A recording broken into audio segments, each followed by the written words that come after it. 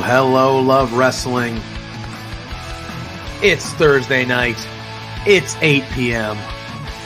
And you know what that means. It's another new episode of Between Two Beards.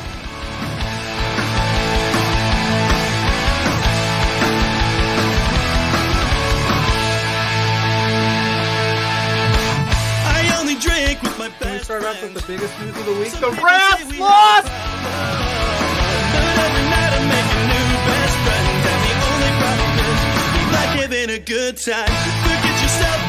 If you've got the budget, I've got the time.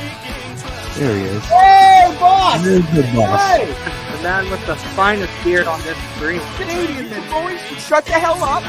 Let me talk. You see, the Rads are resourceful. When I got beef with somebody, I can find a way to talk to them.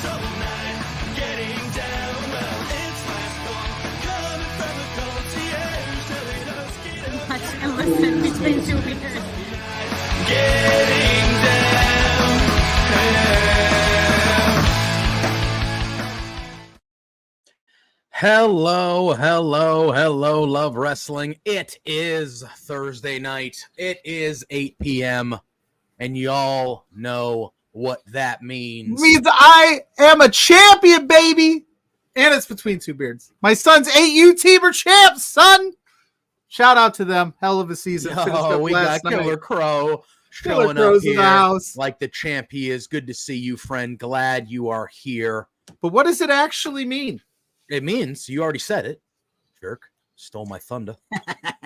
Unbelievable. But it is another episode of Between Two Beards. Pluggo, a lot to talk about tonight. We have a good guest tonight. We got our buddy Mike from the Indeed podcast joining us once again. We're going to talk some AEW Forbidden Door, which is happening this Sunday evening. We're going to talk some Wyatt Sicks, that stuff that we saw on Monday Tonight? with Bo Dallas and all that fun stuff. We are going to, Mike. Wow. You should think better of yourself. You're quite a swell individual. Before we bring Mike on, can I have the floor like you did last week? 100%. Yeah, we told Mike that we would do our intro thing. You said you needed a minute last week. Yeah. Your boys were I needed a minute. champions. Yes. Hold on. Before. Let's say hi to some people first. We have Scott in the chat. We got Killer Crow. He's saying next year, his first time in America. Hey, that'll be fun. And then we got Lawrence popping in. Which part you coming to? Pluggo. Do it up. You want the floor? I had the floor. All I gotta say is I've been wrong. I was wrong. I've been proven. The guy has proven his worth. I used to be on the fence about one Mr. Chad Gable. He was up, he was down. I thought it was unfair of us to just completely compare him to Kurt Angle and just make that as a comparison. I felt that was a slight on him, like it's a hard pedestal to live up to. Yep. But the man came back from the dead. Yeah. To qualify for Money. Yeah, not only did he just come back to wrestle, he won. You take that broken freaking neck gimmick, Kurt, and shove it. Chad Gable came back from a freaking murder. So he is all that is legend, and I will never disparage the name Chad Gable ever again. That's fair. Killer Crow saying he's going to... I'm a bigger person. I know when I'm wrong. That's fair. Killer Crow saying he's going to be in Las Vegas for Mania next year. Well, there's a chance maybe some of us will be too. Have to run into each other, say hello. All right. But we do have, like we said, we have a guest. Pluggo, honestly, as somebody who it's hard for me sometimes to admit when I'm wrong. Yeah. I think that's very noble of you. I think that's very mature. And I think that's very adult of you, and I'm proud of you because it takes a lot. It takes a lot to admit when one's wrong. Yeah. Listen, I haven't known what they were doing, up or down, back and forth, and I sometimes say, not that he's not a bad performer. I just didn't know the direction. The dude is all that is legend in my eyes. It's fair. Speaking of legends, I wore my puff hat today because of our guest. You know what? You know who's good, close. It is 90 degrees outside. I'm in a hoodie. It's been warm here the last couple of days. But you know who's good friends? Play some Fortnite with the fella on his streams sometimes and things like that. Watches wrestling and plays video games on his own streams that are very fun over on his channel. Has a weekly podcast every Wednesday. Yes, he at does. 6 p.m. on Fightful Overbooked with Righteous Reg. He's a goat. The Indeed Wrestling Podcast. It's our buddy. He also contributes here as well. I get to meet him in person next weekend for the first time. I'm very excited for. Without further ado, it is Mike. Mike from the Indeed Podcast. Mike from Love Wrestling. Mike from everywhere. Sup, it is Mike. What is up, my friend? How do the kids do this new hand heart? Fuck it. We're going old school. Wait, is there a new one? There's one that you have to do this. And I'm too old. It's like this or something. I don't know. It's fun. Oh, it's not this. No, it's definitely not that. No. My fingers. That's for here. Not if you're in Indiana. Yeah, I still can't get over that story. Hopefully, my kids aren't watching because we talked about it last week, but I can't get over that. I still can't get over that. Can I say something really quick? But say whatever you want. You know what? Shout out to the necromancer Chad Gable. Yeah. Like I said, Killer Crow. Do you know about this? Killer Crow, just so you know, in the state of Indiana where Pluggo lives, if you were to want to peruse adult research sites website, you need to put in your personal info to go to said website before you are allowed to go to said website. Like your legitimate my information, like driver's license information. That is wild. And I ain't doing that. I'm sorry. So I'm that gonna have to come up with wild to me. I'm like, how is that legal? I'm gonna have to come up with some new ways to take care of business. Thank God we got NordVPN as an affiliate. I was just gonna say, before we dive in, let's pay some bills, shall we? Let's talk about some of our friends. NordVPN.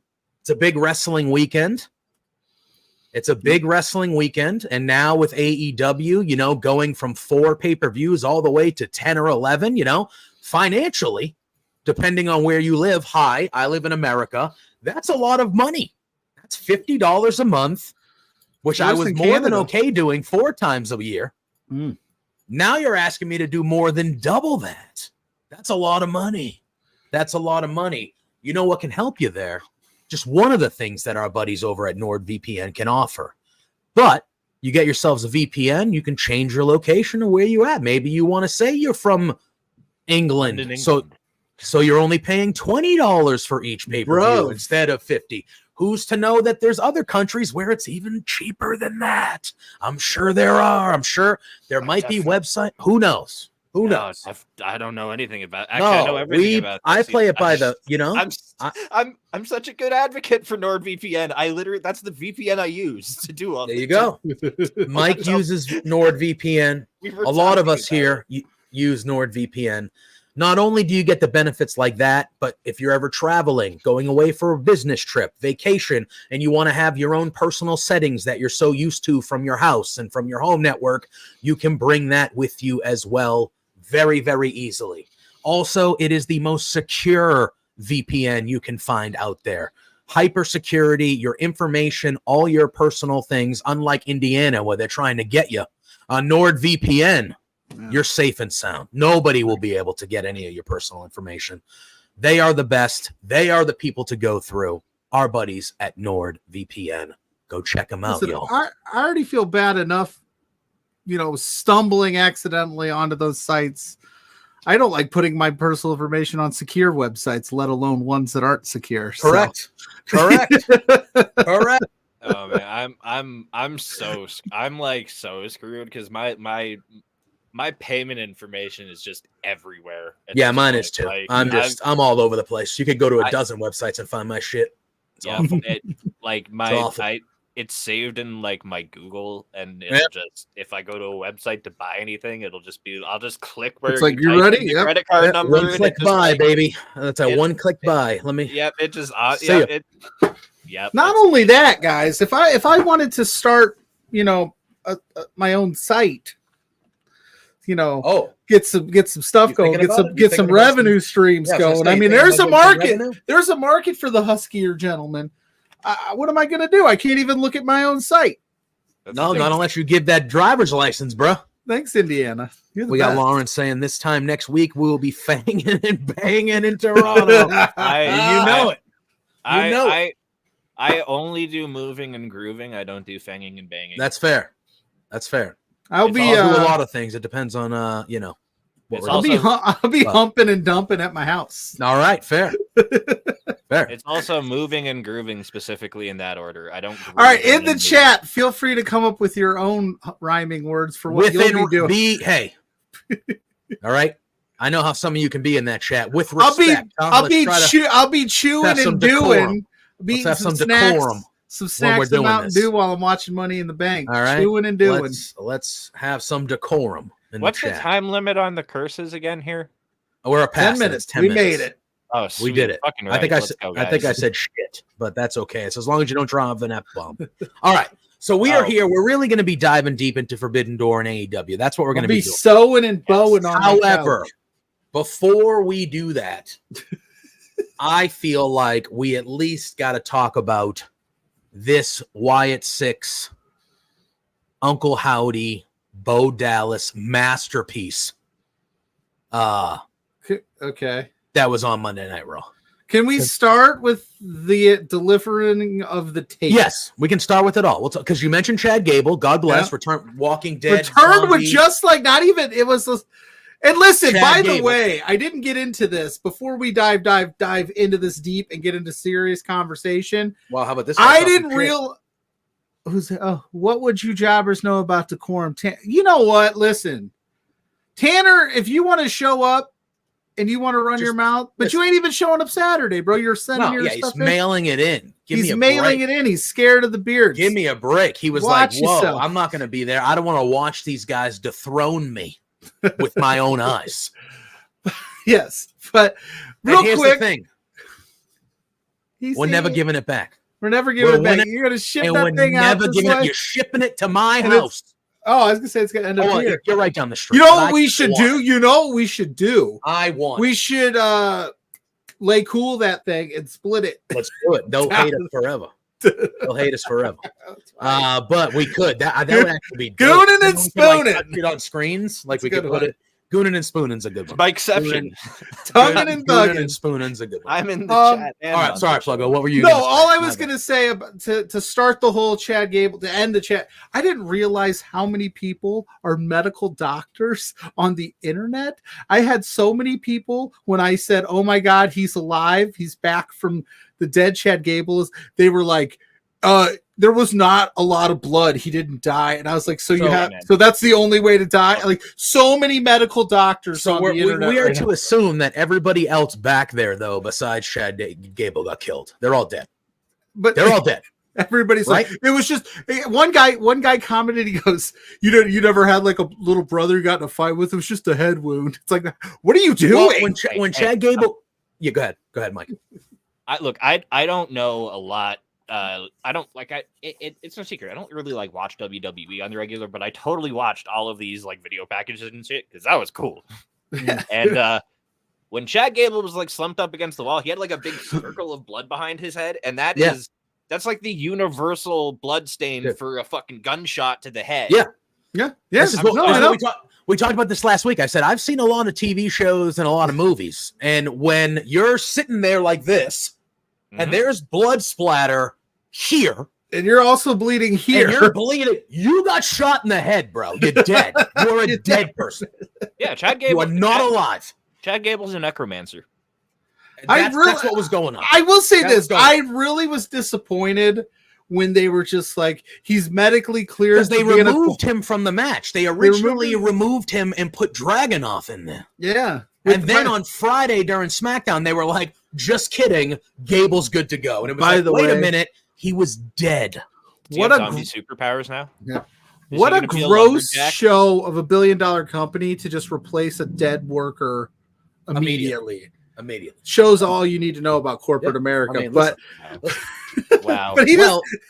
they did. Am I wrong? They're like, Killer oh, Crow- Chad Cable's dead. Ilya's in. We're moving on. Killer Crow here, right? This whole thing started. So they show Chad Gable get into the arena, showing up in a car. He's got extra security flanking him. Kathy Kelly's out there trying to get a word with him. He's like, I'm not talking to anybody. Leave me alone. And he's jetting. And when they're walking by, there's a big truck, a big WWE's truck. And guess whose face is right in the middle of it? Who the camera angle shows it this whole time? Alexa Bliss on the truck. That might not mean anything. Might mean a whole lot of things. Who knows? But I thought that was first and foremost. I was like, oh, there's Alexa's face bright and center, like literally front and center in that truck. Then they're trying to talk to him. He's in the locker room, whatever. He cuts a promo walking down to the ring, and he says he was bludgeoned. That was the word he used. I can survive a bludgeoning. Chad Gable will never die. That's what he said. You can't kill Chad Gable. That's what he said. So he's in a triple threat match. It's Braun Strowman. Just think of all of the memes and all of when he unfortunately passes within times, people are going to cut that. Oh, it's going to be the worst. I thought you couldn't die, Chad. Way to die from old age at 99 years old. Yeah, exactly. Thought you couldn't do it. No. I know. I'm not looking forward to it. It's going to be better, people. That's what I'm saying right now. In 50 years, 80 years, be better, whatever. Planet won't be here in 50 years. Please. It's a triple threat match. It's him. It's Bronson Reed. It's Braun Strowman. Winner goes to Money in the Bank. And Chad Gable wins. Two of the biggest son of a bitches on the roster. Yeah, literally. He's in the ring with legitimately two monsters, and Chad Gable wins. Chad Gable ends up winning this match. Fine, whatever. There ain't no way he didn't have a concussion. No, I actually zombie superpowers. Going into this match, I was like, in my brain, I was like, well, the Wyatt Sicks is going to get involved because of Gable, and they do have a history with Braun a little bit, and Bronson Reed's going to get in there. And I kind of wanted Bronson Reed to be the guy that got in there because I like Bronson Reed. I'm a mark for Bronson Reed. But anyway, Chad Gable wins, and then as he's celebrating, we hear the boom, and everything shuts down. Smoke fills the ring, and we see Abby the Witch, Sister Abigail, Nikki Cross, however you want to call it, crawling into the ring. I wish they would have leaned into it a little bit more, but when this happened, Chad Gable was kind of like rubbing. I almost wanted like a Harry Potter vibe, like when Voldemort's near, the scar hurts. Like I wanted Chad Gable to really, really lean it, be like, oh shit, like he was like falling apart. Like they now kind of control him. Yeah, I wish they would have went into it a little bit more, but he is kind of like he did like hold the whatever. He turns around, he sees it, he gets scared shitless, and he books it. He's out of there. And then we see Abby the Witch fall to the ground, leave the ring. At this point, Michael Cole is doing commentary by himself at this point. She grabs like a box. She grabs a box and she walks over, and the security guards that are around Michael Cole are dead. Now they're dead too. They're just laid over the table, just dead. And she gives something to Michael Cole. She walks through the crowd. One thing that I loved, and I think I saw Bully Ray, give or take how you feel about him. I saw him mention it, but I agreed. The fact that she walked through the crowd and there was like no security guards around her or anything like that. They just let her walk through the crowd by herself and nobody went near her because everybody was like, did the normal like. No, yeah. Nobody was. Everyone's like, nope, you can just keep on walking. You're creepy. You're weird. I don't want to go near you. Do you get your deposit back if the extra security dies within the first 20 minutes? I don't know how that works, but they were dead. They were dead again. And so then we come back from commercial, and Michael Cole opens this box, which is addressed to Pat McAfee, who was not there. He had a family emergency. His father-in-law died, so condolences to Pat McAfee and the family there.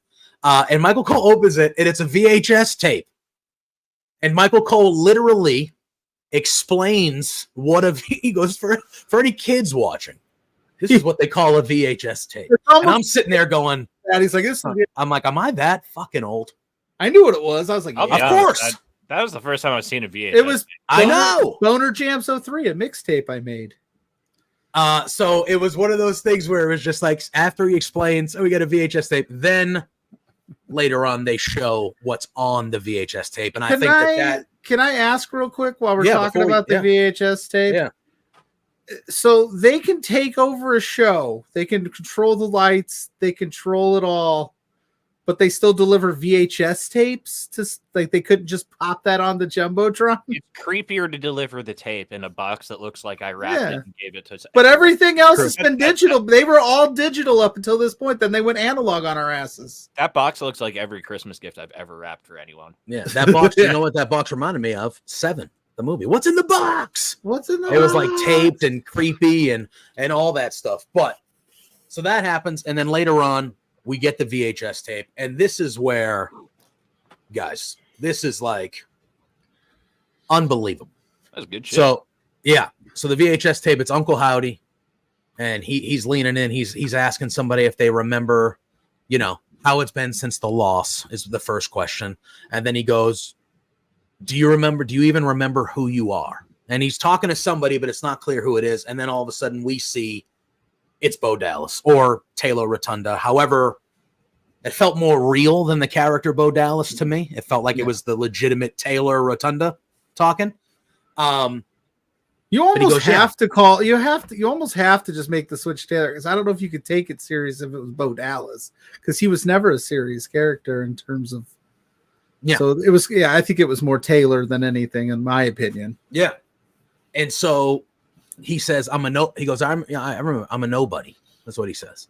And then right here is so you see Bo, and that's the first moment where it's like, oh, okay, this is all right. Let's go. And then Uncle Howdy leans in and he just simply goes, how did it feel when your brother died? And then once he asked him that, it was like, oh, for me at least, I was like, oh, this is going to be much more realer, like more real than I like. It was one of those things you're watching it and he asked that question and I just went like I scooted up like, oh man. All right. And then Bo gives this really heartfelt answer that was 100% real from the heart. You could hear, you could see the emotion. And he says that he worked his whole career to work next to his brother and he idolized his brother and they were there and they were going to rule together and it was taken from him. And he said, nobody in this world feels like how I feel. Nobody feels like how I feel about my brother. Nobody can feel what I feel. And then he says, like, you know, and then another thing that Uncle Howdy asked him, which I'm glad he did, because there was a lot of chatter about this, is the second question that's kind of the whoa question, is he leans in and he goes, do you think you're exploiting your brother's legacy? And I was so happy that he asked that, because that was how a lot of people were going to think about this. That's how a lot of people do think about it. Exactly. That was a lot of banter after they debuted was, oh, they're just making money off Bray. They're just doing that to make blah, blah, blah. So I thought it was very purposeful of why he asked that question. And even if that is your opinion, they're not doing it in like a crappy way. They're almost doing it in a very tribute, like honoring type of deal. And I would imagine that they got the blessing from the Wyatts, you know, not the Rotunda family to do this. So I'm all for it. So those people that's his brother, not yours. So shut up. Yeah, exactly. Yeah. You know, and like, I'm sorry. You don't know these people. Exactly. Right. You don't know. Yeah. And that was my thing when people were saying that. I'm like, well, what if he just wants to honor his fucking brother? Why do people get outraged for other people's families like that when it's their when they were given JoJo outrage for going out and living a little, like partying for a night. Well, how dare you? To be sad the rest of her life? Like she's not supposed to go. How do you know? How do you not know that that's like the one night that they dragged her out of the house and said, "Let's go"? People of the internet again, like, you don't know these people. Just stop being fucking weird. They're human beings. It's very bizarre. It's very bizarre. They're human beings who happen to murder people on screen. That's all it is. Watch them on a TV show, and then you don't have to have an opinion on anyone's personal life because it's not your personal life. So yeah, I agree. It's very bizarre. I hate the internet so much. Glad I do a podcast on it. Right, I'm glad that my whole platform is on this thing called the internet. Yeah. I look. Sorry, the internet is cool, but like so many of the people who use it are idiots. I haven't ran it by JBJ. Maybe I'll just Jackie Bradley Jr. What I need to start doing, I need to like compile a top 5 comments of the week that I get on Facebook, because those people are wild. And for some reason, I don't know why they think that stuff's okay. I'm like, people see this, right? Nope. I get some funny ones. The video on Raw was cool as hell, though. Yeah, it was.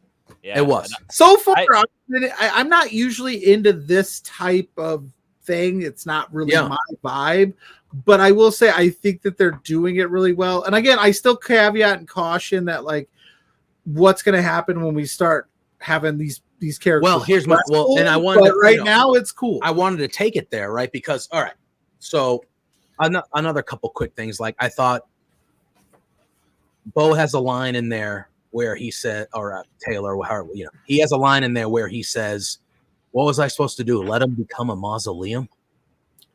And when he said that, I was like, that is like, woo. So he says that line. He goes, "Let everyone forget what he stood for and like what he meant and all these things." So we found out the why.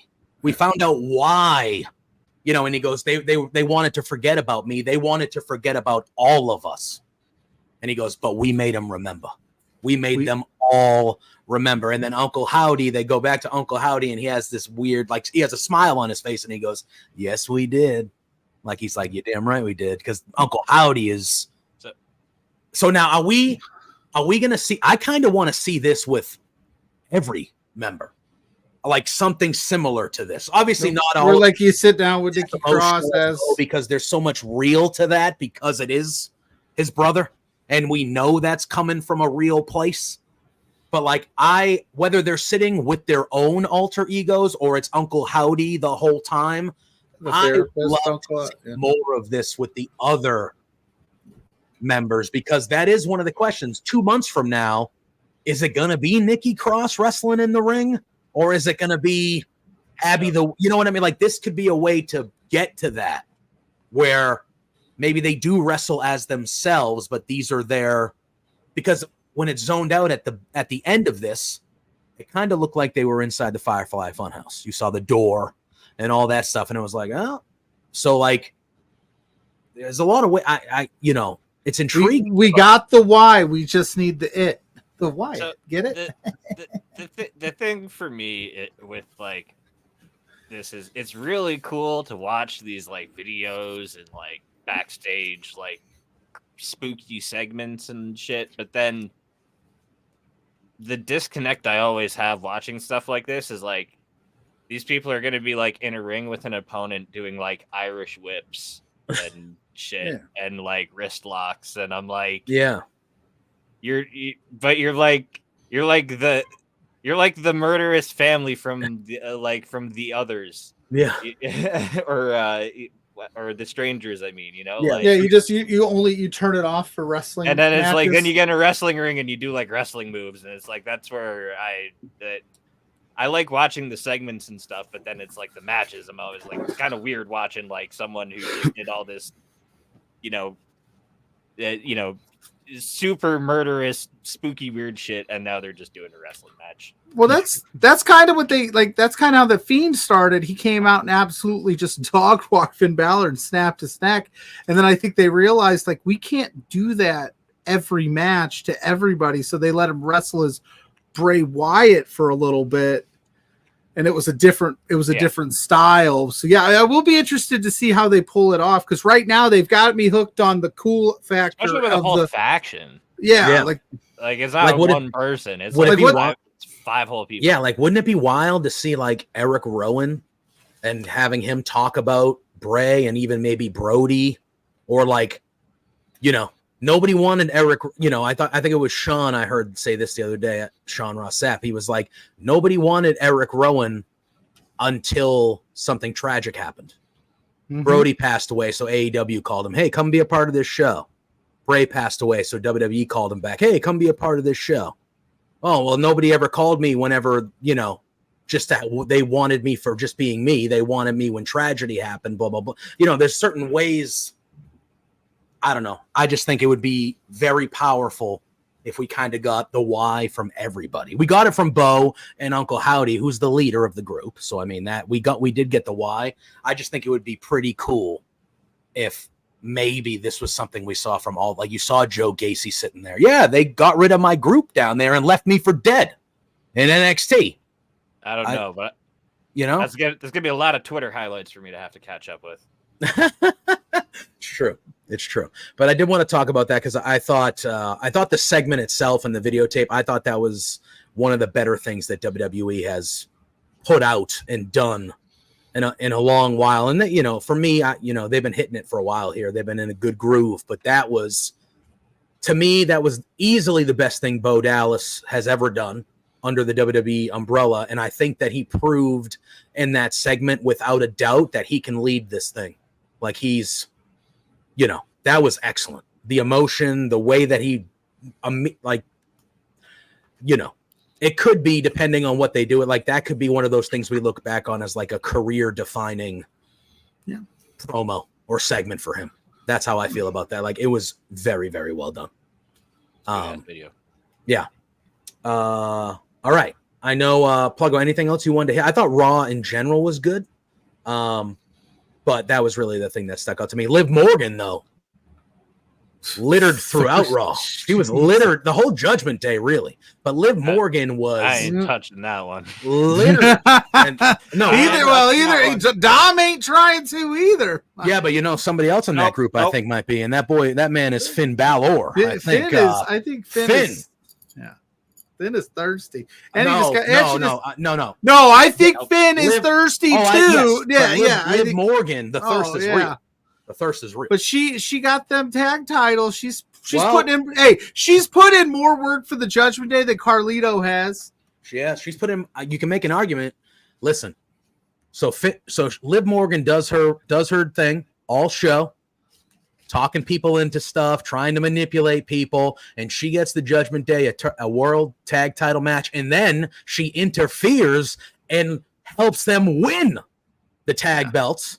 Mm-hmm. And I love the shot at the end where McDonough and Balor are at the top of the ramp, and they're about to put the belts up, and Liv Morgan comes in and like clings her belt with Finn Balor's belt, and Finn looks at her, and then he just goes, he looks at the belts and goes, fuck it. And he's just like, whatever, let's go. And I love it because earlier in the night, Damian Priest was cutting a promo with Seth Rollins and Gunther. But with Seth Rollins, what did Damian Priest say, Pluggo? He said, hey, I'm El Campeon, and I can say this. Yeah. The Judgment Day needs me way more than Damian Priest needs the Judgment Day. And even Seth was like, oh, shit. Oh, all right. Because that seed's been planted for months now. It's like Finn's kind of going against the grain on what he's doing. Damian's got too much on his plate without Rhea there to, and it's just becoming this punching bag type deal. So yeah, I'm thinking the split's coming soon, and I wouldn't be shocked if it's sooner than later. We have a match now at Money in the Bank next week. It's gonna be Damian and Seth, and they made a gentleman's agreement that if Seth Rollins loses, then he can never challenge for the championship as long as Damian Priest is the champ. But if Damian Priest loses, he needs to leave the Judgment Day. So that's the gentleman's agreement that we have now. And we also saw a returning Gunther. We hadn't seen him in a while. He came at the end of this promo. And I loved it because Gunther was noble. And he was like, hey, guys, I'm real excited for this match. Like these fans, like I'm feeling good about it. I think it's going to be a great match. I wish the best of luck to both of you. Honestly, best of luck. I'm looking forward to watching it. And I just want to let both of you know that no matter who wins, you're losing to me at SummerSlam. So that's awesome. God bless, And I loved it. I loved it because he wasn't taking any cheap shots. He was being noble. He was acting like a normal person. And he was like, just to let you know, though, whoever it is, I'm smashing you at SummerSlam. Like that's what's happening. He walked up to the arcade. He walked up to the Street Fighter machine, and he put his quarter down. And he said, "I've got winner." Yeah. And I've got winner, and you might as well get in line because I'm staying on the machine after. Yeah, and Agent Joe. Yeah, Agent Joe from the Mark Order Pod. From the Mark Order Pod, he says Gunther out there speaking facts. Scott says he's not wrong. I agree. I do believe whoever wins, Gunther's taking care of him at SummerSlam and winning that belt. I do believe that's probably what's going to happen. So he was speaking facts. He was starting pitcher Asian Joe with the Mark Order podcast. Wow, I'm a bullpen arm now. You're a bullpen arm. Yeah, I felt like you would be a position player. A bullpen. They put me in the bullpen, baby. I'll take it. That's fair. Too many jokes. Too many. But I know we got a lot of AEW to cover because it is Forbidden Door, and we don't normally do this on this show because they counter program us because they fear us. But it would be crazy of me with the three of us on here to not shout out Travis Williams and Judas Icarus Center and saying getting signed to TNA. One of the absolute best tag teams on the planet. Two of my favorite people I've ever talked to. Planet in general, but as a tag, like that division, just great singles wrestlers that are even greater. I think together, incredible. I tweeted. I tweeted yesterday. It was a retweet of a tweet I made a few weeks ago where I said they're one of the best unsigned tag teams on the planet, and I quote tweeted yesterday because I was like, "Oh well, this is no longer true, but for the best reasons, valid, but in the best way possible." Yeah. I remember they didn't get bad; they just got signed. Yeah. I remember around a collective weekend, one of the shows they were on, like, kind of slipped and said they were signed. So then there was always this like unspoken: are they signed? Did they get signed? But then we made it official the other day. So shout out to them. That's badass. That is LPW alums all around. Travis Williams been on this show. Travis has came on this show. He's been on this show, friend of the show. I got the luxury of meeting him in January when I was up there. Swell fella. Very nice. He's been on like every LPW show since the second one. He's been on a lot of them. I think he might be on an every other basis or something like that. He's been working with LPW since since the beginning. Yeah, he's one of the OGs. Former challenge champ. Former challenge champion. Look, I've smoked a lot of weed since yesterday when Spencer mentioned that on Indeed to now, and I was close. Yeah, I was close. Yeah. He's Asian Joe saying I'm a solid middle reliever. Yeah, I agree with that. Fair. That's fair. I'll take that. That's middle relief. That's not just a few. That's a few innings of work. But yes, two great guys. I felt like we had to mention that here today because that's awesome. And that tag division is. Watch out, ABC. Yeah, watch out. Yeah, everyone. Watch out, Speedball Mountain. I would not be shocked if they rise to the top very, very quickly in TNA. But the great thing is they are such talented singles wrestlers. And that's Judas Icarus is one of my favorite singles wrestlers on the planet. I just love his vibe. And that's how I viewed it, right? Like that's how I viewed it. They signed them and I'm like, oh, that's dope. But it's not even like you just signed a great tag team. Like, yes, you signed a great tag team, but once phenomenal wrestlers. Yes. Once you're like, okay, cool, we want you guys to be solo. You have two top of the card singles wrestlers. Like whenever you want them. Whenever you want. TNA, I noticed, will do that a lot where they'll have tag teams that are feuding with each other and they'll have members of the tag team wrestle each other in like singles matches. Yeah, like Killer Kelly and Masha Slamovich for like last summer. That was like the whole vibe when they were tag champs. They're doing that again right now in the Knockouts tag division too. With it's Masha and oh my god, I'm blanking on her name. Alicia Edwards? Yeah, no.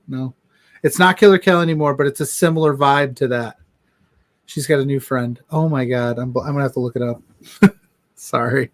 But yeah, Misha Vazai. I don't smoke as much weed as Mike. I don't know, man. I don't smoke any compared to Mike. But I'll look it up. But go on. Zaya Brookside. Thank you. Yeah. Killer Crow coming in clutch. Gotcha. Thank you, Killer Crow. Yeah, thank you. Yeah, because she's a talented singles. It's great. It's good. I like what they do. They figured out a nice, interesting way. Watch TNA more. Obviously, watch it after you watch us because they're on right now. And I get it, but you should watch them too. They're doing a lot of cool things in TNA that I don't think they're getting enough credit for. Thursday is like one of my days that I try to not watch stuff so I can have play video games with friends or except at 8 p.m. Like stream and stuff. Oh no, like I watch. That's the thing. Like I watch between two. Yes, I beers, do. but- oh no, I do. You know I watch. I know. You know I watch. I watch. You watch. I know. I blow up the chat. I say provocative things in your chat. It's true. He does. Like what? Was it, spooning and gooning. Spooning and gooning. Yep. Spooning and Spooning and gooning. Yep. All right. Creaming and dreaming. What? What? Huh? Creaming and dreaming. Hello. Stop that. Stop that right now. Honestly, We'll that's cut not. that out. I think spooning and gooning. I literally yelled at the chat earlier to have some decorum, let alone my co-host. 160 episodes of this. You know what you said. Jesus. I get to what get the away with hell? it because I'm a guest. It's like when you had friends over at your house when you were a kid, and they could get away with fucking murder. And your mom's your like, parents yeah, would sure. never care. And and your mom would give you shit for the littlest stuff, and you'd be like, Of course. "Why do you hate me and love my friends, Mom? What's wrong? Come on now." That's But what moms do. That's how didn't- moms just operate. But they just know it's and now the thing is though, now that I'm a dad and I'm an adult and it happens in my house, I do it too. Where like I'm just like whatever, they're not my kids. They're gonna be gone soon. So like Right. they don't live here. And you don't want to be known as the dad that's like, I went over to Mike's house and all he did was yell. Yeah, right? no, Yeah, I go out of my way to just like embarrass my child in front of her friends. Of course. That's I swear Absolutely. to God, all Like a rules go out the good window parent. when you have kids. Your kid has a sleepover. You're like, oh, bedtime. Yeah, you guys can stay up, whatever. But then the next day, you're like, when is this kid going home, 100%. honey? When's this mom picking him up? They were up till 3:00. still sleeping and it's 10 o'clock. Like, get out of my house. I just dragged the air mattress out to the lawn. Go put up a We tent should outside. talk Go about outside. Forbidden Door before we get CPS called on us, Pluggo. No, I'm not a parent. I'm fine. Hold on. Who are you? I'm chilling. Fuck you. You're fine. I'm chilling. I'm vibing. Pluggo and I are screwed. Yeah, like if I haven't got him called on me, no, I'm just kidding. No. Look, look. What? I made that for this reason. Oh my god. This is for entertainment purposes Yeah. only. We don't actually drag kids out by air mattress. Yeah, you just say no. You gotta make another one. Just says in Fortnite. I have this one for when JPJ rants. Using the expression of yeah. JPJs. Yeah, we got no You should rant. al- you I probably don't think I should have any rants tonight. I don't think got any you need rants to in me. also make one of those for when Warren Hayes is on here. That's true. Warren Hayes can go. It's been a while, but Warren Hayes, when he's on here, legendary. Some of my favorite episodes. He's when had on here. legendary rants. You might need to Oh, have yeah. him back on soon. It's Yeah. great when he goes off. Yeah. As Asian Joe says, they're all hypothetical scenarios. That's Yeah, all. It's yeah. all hypothetical yeah. scenarios. Yeah, hypothetically speaking, always. Always. Like, All right. like last night at that baseball game, I had a 9-year-old talking smack to me. So in my mind, I said a lot of different things than I actually said to him in person. I'm going to be honest with you. I don't believe that actually. I was It was very nice. I go, son, why don't you Can I- just worry can I about your quickly- team? We'll worry about ours. In my mind, I'm going, how do I clap back at a Can- 9-year-old? Can I without tell you getting in one of trouble? Can I tell you one of my favorite stories, like favorite things I've ever witnessed, real quick before we dive into Forbidden Door? Am I allowed? This is Your your show, show, bro. All right. Well, I know, but like it has nothing to do with anything.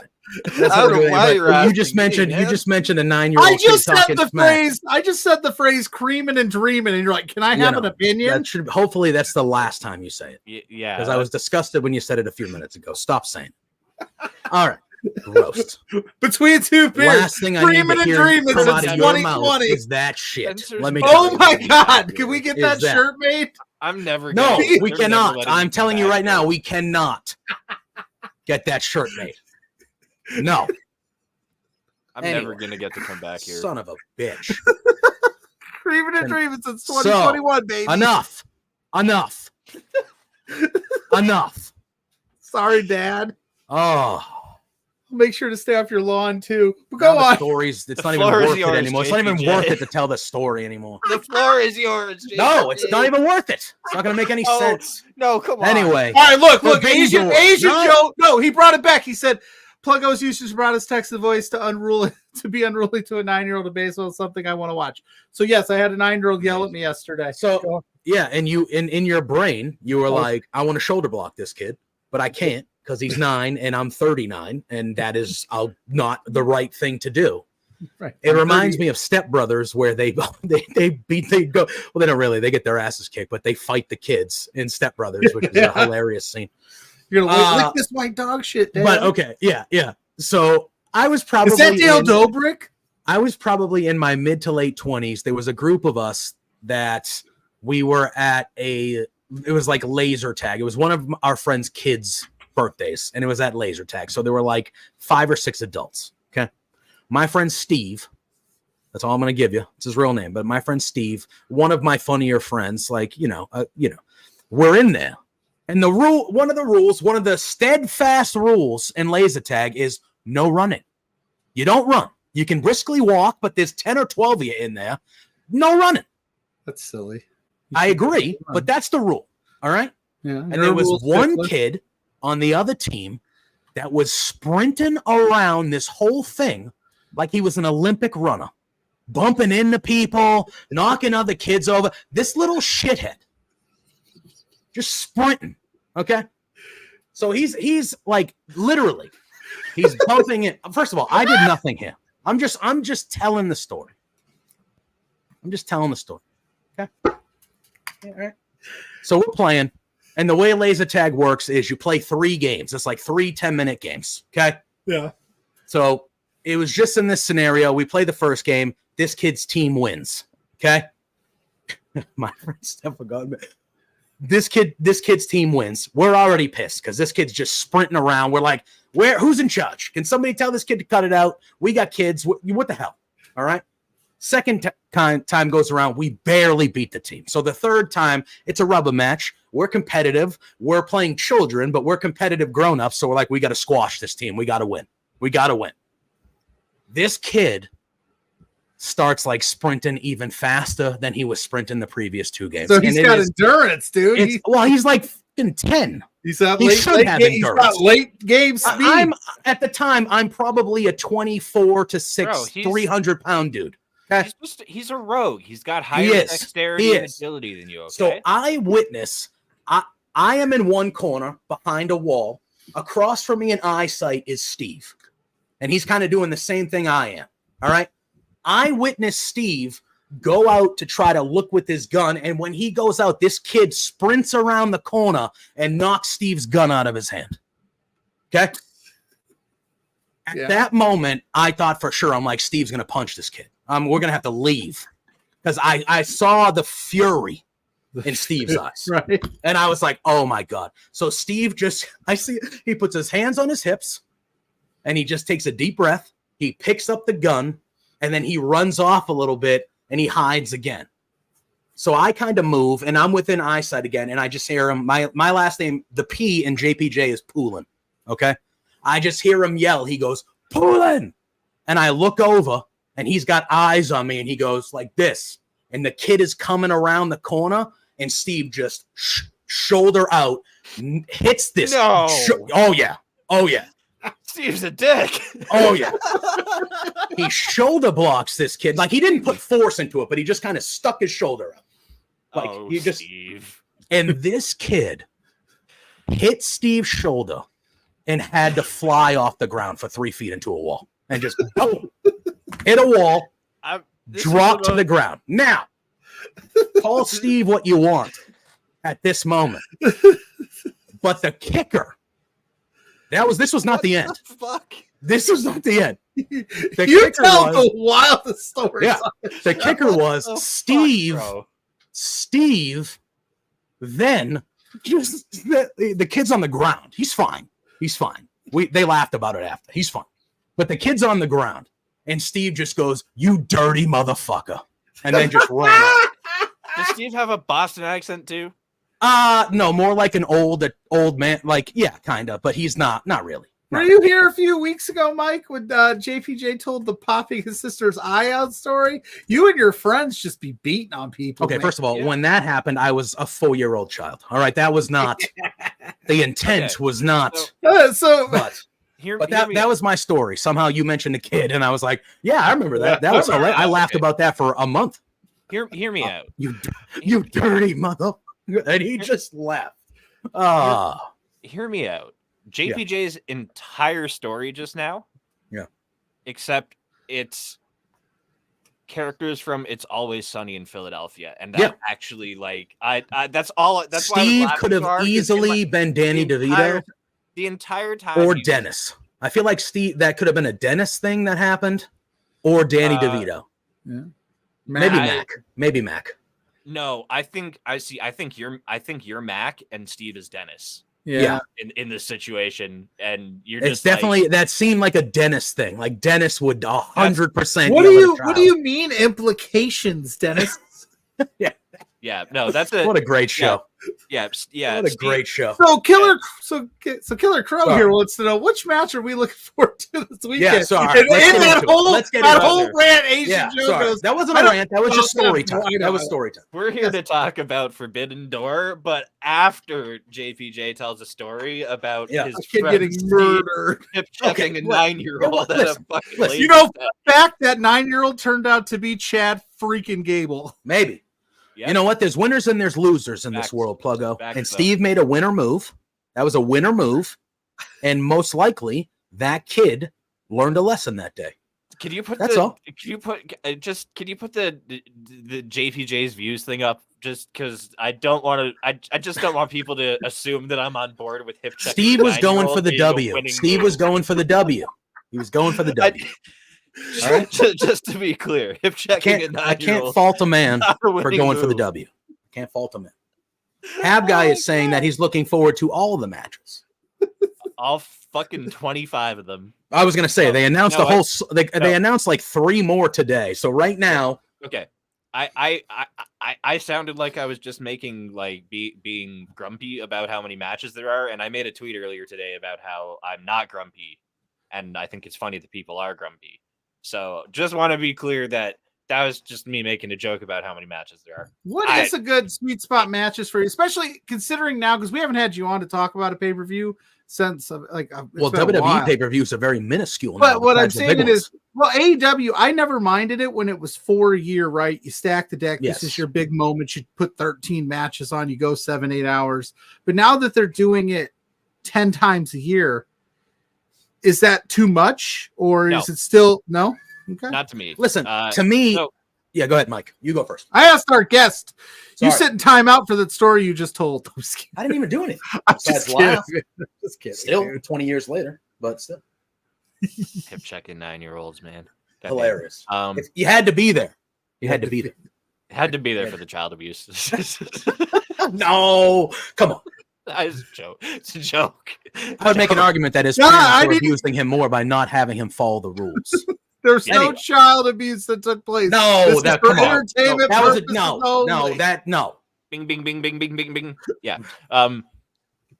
So for when it comes to like an actual like an AEW pay-per-view and it's that they have that price tag on them, I don't care how many matches. That is a fair point. That is a fair point. You know, if it's weird for me, I guess, because we do this thing where some of us chip in and we have like a little watch party about it and stuff, But that being said, even if whether I'm splitting the cost with other people or not, or I'm paying the whole thing myself, like I'd love my money's worth. I have the replay forever. I will, I'm going to watch it as many times as I want. So like, I'd love to see as much wrestling as possible. And especially with something like Forbidden Door, where it's such a, it's a once a year, like super crossover event between 2 massive wrestling promotions, 3 now or 4 with CMLL and Stardom getting in the mix. Mm-hmm. So load that bitch up. I want to see as much wrestling as humanly possible on this show, on Sunday, it's, and then for the most part, just on their pay-per-views anyway, like, I don't know, they don't feel that long when I'm watching them. No. So I was just curious because that seems to be a discourse every time around when he starts announcing matches. You got that one section that's just like, this is too much. And then you got nobody's forcing people to watch it all though. You must not be on the internet much, Mike. Like no, Tony Khan's not coming to your house and putting a gun to your head and telling you to watch the whole pay-per-view. He came to my house for Dynasty and did that. That's wild. Yeah, I was like, "Hey, Tony, what are you doing here?" And he's like, "Watch the pay-per-view." I was like, "I already am." This is for entertainment purposes only. Yeah. Tony Khan does not make house calls. No. No. All right. Okay. Yeah. So cool. So How many they matches? 9. So they announced 3 more this afternoon. So now we are up to 13 total. 13. There are 3 on the pre-show and 10 on the main card as of this moment. So the one that we already knew, we found out last night on Dynamite, was Chris Statlander and Momo Watanabe, I believe is how you pronounce it, versus. Go ahead. I was gonna say I might come in handy here with all the Japanese wrestling names versus Willow Nightingale and Tom Nakano. It's pronounced more like Tom, right? Like Tom. Yeah, Tom Nakano. Yeah, Tom Nakano. That's gonna be so much fun. Yeah, this one should be good. I obviously now you might know this, Mike. Are Momo and Tom feuding in Stardom at the moment, or is it just kind of you don't know? I have no idea. Okay, so like Joshi wrestling lore is the one thing I'm like really, really dog shit with. Unfortunately, see you, Mike. I have friends send me great matches to watch and like shows to watch, but as far as like following it and lore wise, sadly not the guy. Yeah. That's fair. Not the guy. That's fair. I just didn't know because obviously they are going to play up the Statlander Willow rivalry. Bear? I need Bear here in the chat. Right? That's what I need.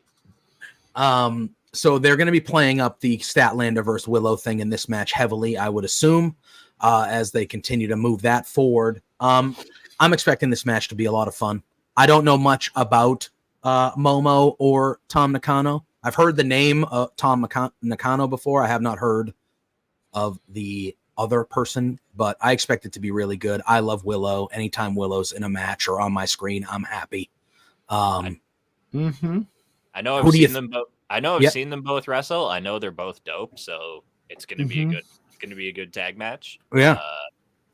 But who do we think is coming out the victor? Do you think they give it? So obviously and you know what happens when you assume, but we are going to assume that both you get shoulder checked at Laser Tag. Yeah. It's going to be Willow and Chris Statlander in the second round of the Owen Hart Memorial Cup tournament. So we'll get that one-on-one coming up here soon. So I think Statlander, I think the heels will get the victory here. That's kind of where I'm leaning. That Statlander might get a pinfall victory here, kind of setting up for the one-on-one that we're going to get. That's where I would lean. I think, I mean, it's a pre-show match. I don't think you can go crazy either way it goes, but I'll just pick the heels here. Oh, he's doing research, typing it up. I might be. I'm looking for something real quick. So if you want to give your thoughts on the match, I definitely need a second to type. Yeah, I think both of them are. I think Momo and Tom are dope. I think it's going to be a cool match. I'm on the camp of like Statlander's been like one of my MVPs over the last month or so. Mm-hmm. I would like her to have Willow's number for it to be even more like until Willow finally snaps on her. So I'd like to see her Stat get the win here. And hell, I'd like to see Stat get the win in the Owen too. Yeah. Just kind of like, just really so Willow's like, you and me in a cage, just us. Let's settle this. That's where I want it to go. I want this to be big time. So yes, Statlander can body slam me for a pun if she wants, a pin if she wants. She can body slam any of us. She is strong. She's a strong woman. She's a strong woman. All right. Now that I have looked up the bracket for the Women's Owen Hart Cup tournament, yes, it has helped me with deciding on who I think will win this match. And I think it'll be Willow and Momo winning. All right, fair enough. Yeah. Fair enough. It'll be Willow and Tom winning. Willow and Tom. That's my guess here because the other the other side of the bracket in the Owen is Hikaru Shida versus the winner of Mariah May and Saraya, which is the next match we're actually going to talk about. So yeah, so I feel like Hikaru Shida is going to the finals of the tournament. Oh, do you? I think Mariah May is winning this whole thing, and that's going to set up her versus Toni Storm. She get a title shot out at Wembley. Yeah, that's where I think they're going. Okay. But again, that we're going to talk about the women's title match with Toni Storm. To me, they've told a few good stories here leading into this. That story that they're telling with Mira, and no, Mina, I got it right? Yeah, with Mina and Tony and Mariah stuff. I think that, right now, I would have no. Yeah, I think so too. I think Mariah is going to win it, and then that's going to set up Mariah versus Tony for Wembley. I think that's where they're going to go. I liked Sheeta beating Stat in the finals of the Owen. I don't mind that. I think it's going to be Mariah May versus Willow. That's what I think. Still think Becky Mariah Lynch May is showing wins. up at All In. So okay, fine. That would be a time. Out of nowhere match: Becky Lynch versus a returning Jamie Hayter. Oh, that'd be nice. Dude, sign me all the way up for that, dude. Yeah, like, what do you, don't say that in jest. Put that on. Put some respect on that. Let's throw that into the ether so it can actually happen. Hey, yeah, it's been spoken. I was gonna say it's out there now. So they announced on the pre-show. We just kind of talked about it, but Mariah May, who will be accompanied by Tony Storm, Luther, and Mina Shirakawa, will go up against Saraya, who will be accompanied by Harley Cameron and Anna Jay. I'm thinking this match will be good. I like how we're seeing Saraya start to wrestle more a little bit. I mean, they brought her in to wrestle, so why not have her wrestle? But I expect Mariah May to win this because, like I said, right now, my betting pick, if it were me, is Mariah May winning this whole tournament. So I expect Mariah May to get the victory, but I also expect this to lead into some more dissension on the pre-show with the trio of Mariah, Mina, and Tony to create more, some juice for the main show where that match will be happening. I think some stuff will happen here as well. But I got Mariah May. I got to win the whole thing. Yeah, I hope Mariah May squashes Saraya, man. I was going to say, you kind of shook your head a little bit when JPJ was like, I'm happy she's wrestling more. I'm not saying that I was going to ask overall, do we like this trio? It seems like you're kind of just recycling some old stuff. I'm not keen on Saraya in the slightest, honestly. It's fair. And there are a lot of people that feel that way. My thing is, like, I'm not super pro Saraya, but like, I assume you paid her a good amount of money to go to your company. You should use her so it's worth the investment. You know what I mean? And they really, lately, we've been seeing her more than I feel like we've seen in the last, give her, whether you like it or not, you know what I mean? You got to have a return on investment a little bit. So like, if you got her, use her, but I think this is just to, they wanted a big name in the tournament here, but Mariah May, I think, is winning straight up. We then have the last pre-show match that they added today. It is it is Los Inhernobles de Japón, which will be, is it pronounced Titan or Titan?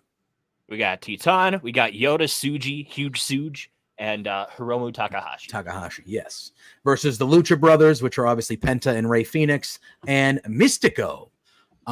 So yeah, this should be pretty. I feel bad for whoever's reffing that match and trying to keep order. Yeah, this match is going to be pretty wild. This should be a pretty wild 6-man where everything chaos from start to finish. Everyone getting their shit in, high flying.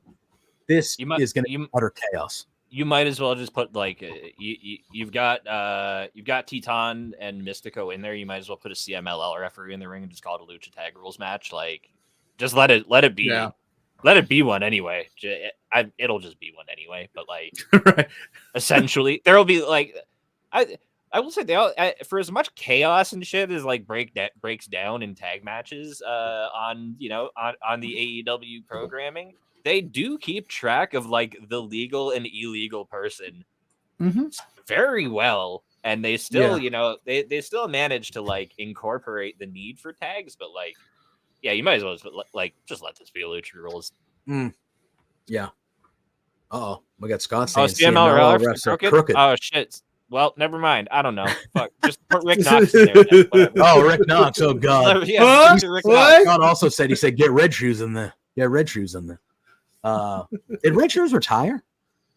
Right? No? Still going? Well. All right. We are to the main card. We have 10 matches announced on this main card. And that's We if have- they don't announce any on Rampage or We have, Collision, by the we way. still got a Yeah. Rampage tomorrow. We still have a Collision on Saturday. So there's a chance by the time this show's starting that Mike gets his wish and we get more wrestling, baby. 20 matches. We get more wrestling.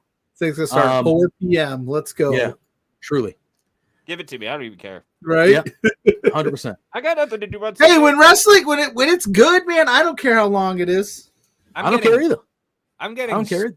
I'm getting steroids. I'm getting steroids injected into my back tomorrow. Like I'm just sitting around all weekend anyway. Give me a day full of wrestling, please. Hell. I'm gonna do some Yes. air kicks. All right, let's go. Let's dive in. Let's start with a singles match. It is the hometown boy. It is MJF going one-on-one with Hechicero. Hechicero is from CMLL. The only time I've seen his work is when he's been in AEW, which has been a handful of times at this point. He's known to be a very strong technical wrestler, right? That's kind of his thing. The Yep. best technical wrestler in CMLL, kind of. That's his thing. Or one of, I guess. He's a freak. Look at MJF is going to win this match. It's in his home arena. I think this is a match. Hey, we got to get MJF. He just came back. We got to get him on the card. Let's have him be in a good competitive match. MJF is really good in that ring too, so he'll be able to keep pace with Hechicero, and it should be back and forth really, really good. But this is to pop the crowd, get MJF a big win. We've been seeing the teases the last couple weeks. It looks like we might be going down an MJF Will Ospreay road sooner than later, that which was so good please yesterday. inject into my veins. The way Ospreay came in and stole MJF, and MJF he stayed out of it, but you could see how pissed he was in the corner. Like he was like, and then he came back and he said, "Hey, I'm the old MJF. I'm not whatever." The old MJF just would have fucking took him out, but you could see that how pissed. And then he tells Garcia, was. he goes, looks like you got other things to worry about." What did you think about that segment? Because it was Daniel Garcia comes out, MJF opens the show. Daniel Garcia comes out and cuts a great promo. He's from Buffalo. He's the hometown guy. And then MJF offers him a match at Wembley. He goes, "Hey, man, Garcia says nice things about MJF. MJF says, "Hey, you've been working your ass off." Ha! Killer Crow, I'm going to allow it because it's fun. I'm going to allow it. I'm going to allow it. All right, anyway. Damn, what have we done? God damn you, Pluggo. God damn you, Pluggo. All right, so I didn't start it. I know. I just yes, came up you did. with one. No, You came up with it. You did technically. Well, I came yes, that you one, but started that. You were no. Lawrence started it by saying you guys are going to be banging it. He said banging and banging in Toronto, and then it just spiraled. And then Mike said moving and grooving. I also said gooning and spooning, but Yes, that was great. That is the opposite of creaming and dreaming. That's true. It's true. It's better than creaming while dreaming. Oh my god! Wake up to a mess. Like Pluggo tries to get us demonetized. But yeah, MJF's gonna. He purposely tries. It's like, do you want us to grow? Yep. Listen, if anybody wants to add money to the swear jar, their super chats are available. We'll reach your question, jar, bro. You ain't swearing. You say no, it's not a swear jar. It's we need euphemism. we jar. need But no, Mike's saying MJF is 100%. Yeah, Pluggo, I assume you're on board with MJF. But I'm not. And here's why. The whole thing with the Daniel Garcia thing, because Daniel Garcia is not on this card on Sunday. But clearly the last 2 weeks they've involved Daniel Garcia with Ospreay and MJF. So it seems like they're about to give Daniel Garcia that legitimate, you're up here with these guys push. He's wrestling Ospreay on Wednesday on Dynamite. He's wrestling Ospreay now. Yeah, because Ospreay one-upped MJF. He said, "Hey, how about you and me on Wednesday?" And he said, "Not even just for the international title, because I plan on winning the world heavyweight title on Sunday for both." What a dick, by the way. For both. And MJF is sitting in the corner just steaming like, "You son of a bitch, one-upping me, taking my spotlight here." And then Swerve in the backstage kind of going like, "You're giving the title away already?" Like, that was cool. Yeah. It was all good. Yep. Yeah, good stuff. Look, I don't want to jump the shark on the world title match, but that's definitely putting the cart before the horse. I would agree. All right, we then have a trios Carton match. and Darton, baby. Barton and Dart. We then have a trios match. It is the Learning Tree, which will be Chris Jericho, Big Bill, On Wikipedia, it says who the third partner is. I don't know if it's been announced yet. It's probably happening on the TV shows, but I think technically, as of this moment, they're still looking for a third partner. Who's the third? Because man? Jericho was expecting it to be Minoru Suzuki, and Minoru Suzuki basically told Jericho to fuck off. He was like, I appreciate you offering me to be your tag team partner, but I actually want to beat the shit out of you and fight you and take that FTW title for you. When's that then? Huh? When's that? I don't know, because I thought maybe that was going to happen in place. Yes, but as of right now, at least, it still seems like this trios is still booked. Am I wrong? I don't like that. I don't think they've announced Jericho versus Suzuki one-on-one. I'd rather that has see not happened? I'd rather see Jericho and Suzuki fight each other. I agree. Yeah. I agree. And by fight each other, I'd rather see Minoru Suzuki chop the learning tree down for the love of God. Chopping and bopping, baby. Yeah. Oh my. Sorry. I was going to be doing this shit all night, man. I'm never coming back. I don't know if I'm going to be allowed back, Mike. You might have to take my spot. Well, I'm not here next week, so you need to come back at least for one more week. I'll be in Toronto. No, we're gonna record something. Oh yeah, we are recording because it's the 4th of July. It's the 4th of July in the States next week. Programming note, friends. It's the 4th of July in the States, and everybody in America except for Spencer's Canadian, but he hates fireworks. So pretty much it's gonna be tough to swing a guest in the evening during all the festivities. So JPJ and I are gonna record something and play it on our normal time slot. So we'll be here, but we'll be here pre-recorded, and so it'll be our Money in the Bank preview / probably talk about 4th of July festivities. You know? Oh yeah, maybe we can. You want to bring the draft back? Yeah, I do. 4th of July things. Maybe it's been a while since we've had a draft. I'm excited because 4th of July means GCW backyard wrestling. Yeah. Oh my. So sidebar to that. So last year, early on, I started For Exposure. You do an indie show, indeed, with Reg.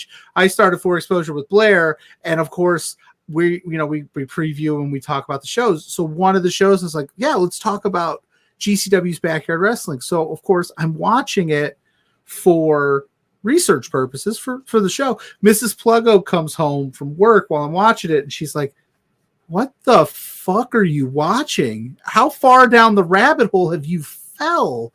This looks ridiculous. And I go, it's intended to look that way. This is the whole fun joke. I'm like trying to explain to her that GCW doesn't usually run like this. Yep. And she's just like, is that a kiddie pool?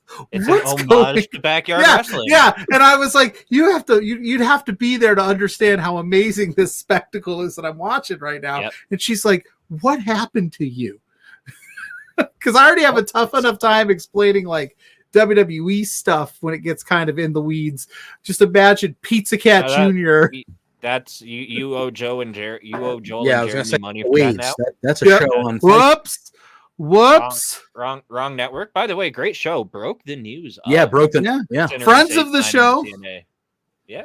And they also have been very cool with the Money in the Drink stuff. Scott saying that I'm mailing it in next week. Might see them there at Money in the Drink. Or Scott saying I'm mailing it in. Scott, I got 4 children who love fireworks. I can't imagine being like, hey, and my wife is going to work during the day that day, and I'm actually off. I can't be like, hey, guys, we're not going to go hang out and see fireworks and go swimming and do cookouts.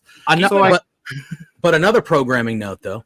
Pluggo will be filling in for me on Firmly AEW next week. Oh, will I? Did you confirm that today? I did. I just did it right now. Oh, okay. I guess I'm letting you know right now on air. I'm letting you know. Yeah, so I will be next Thursday during the day. He will be filling in for me with Drew. Because they will be doing Firmly AEW at 10 a.m. And nobody's blowing fireworks at 10 a.m. unless it's GCW Backyard Wrestling. Exactly. Yeah. So Firmly, and then we're going to record something, so you'll see a holiday special at night. A holiday special. We've done it before for Thanksgiving. We've done it. This is the first time that Beards has fell on the 4th of July, and it's just I said, 8 to 10 in the prime time spot for family functions. I'm going to hang out with the fam and blow fireworks up in my priorities, backyard. Man. Priorities. Yeah. I will send all the videos. I will be in a completely different country where they don't give a shit about our 4th of July. So yeah, I'm going to be in Canada.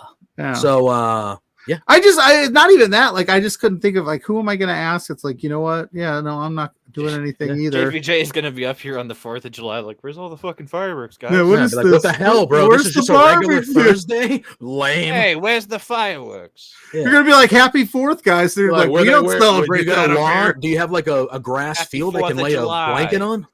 Watch 4th of July stuff. Hey, bro? are we going to the park? Yeah, man. Why? Can I get a hot dog somewhere? What the hell? Corn dog? We going to the park? Can I Go get to a the fried park? Oreo? What the Going hell? to the park? guys?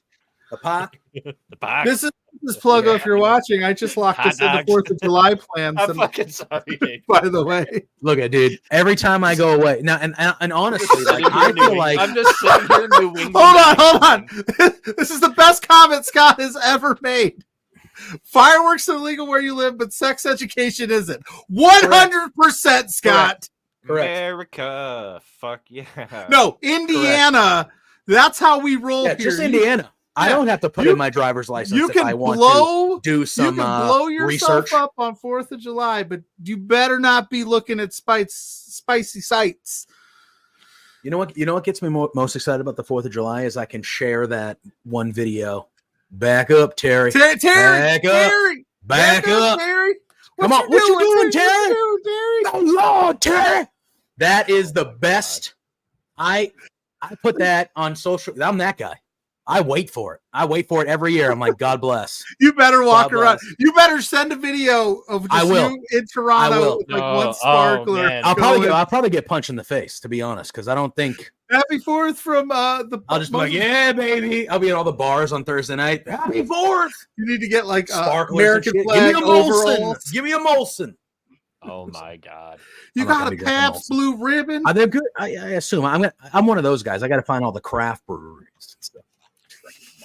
Come on, bro. So Forbidden Door, huh?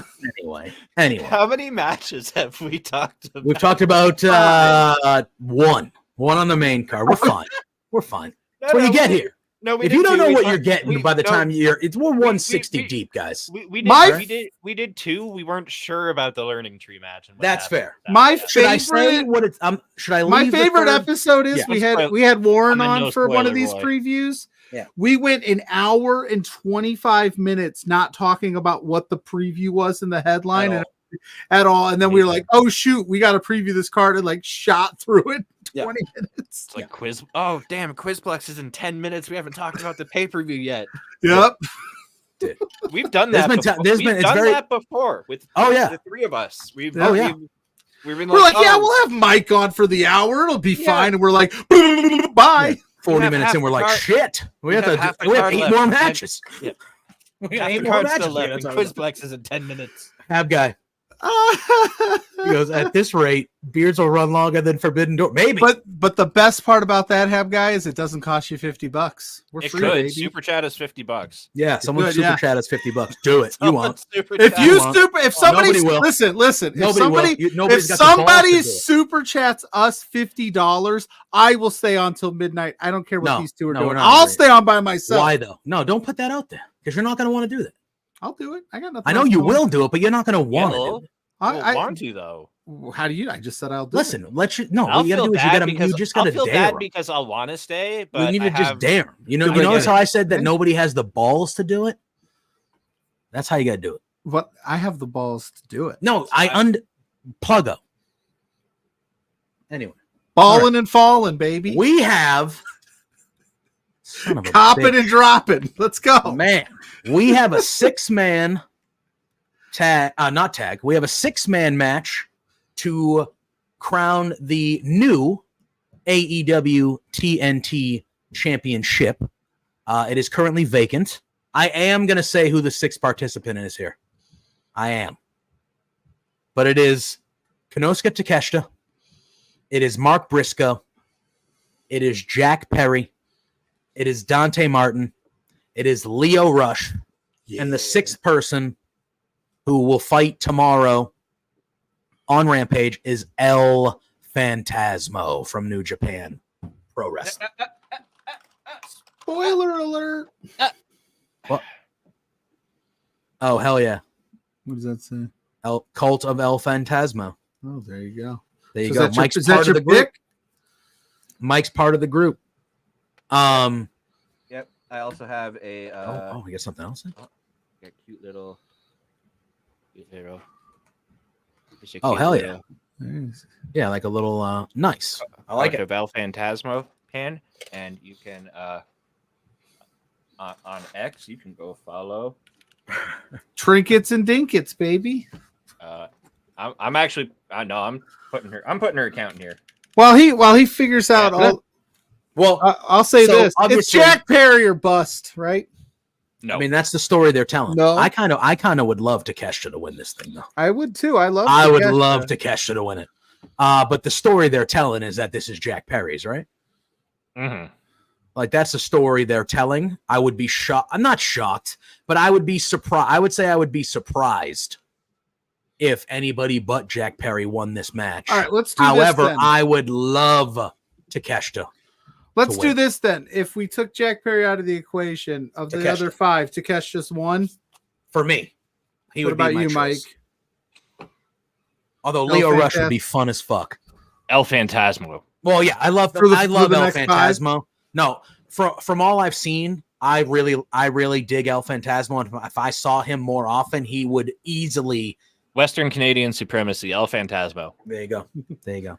And now that brings me to a great follow-up question. As we get deep into this card, will we actually see some CMLL, Stardom, or New Japan actually get some wins here?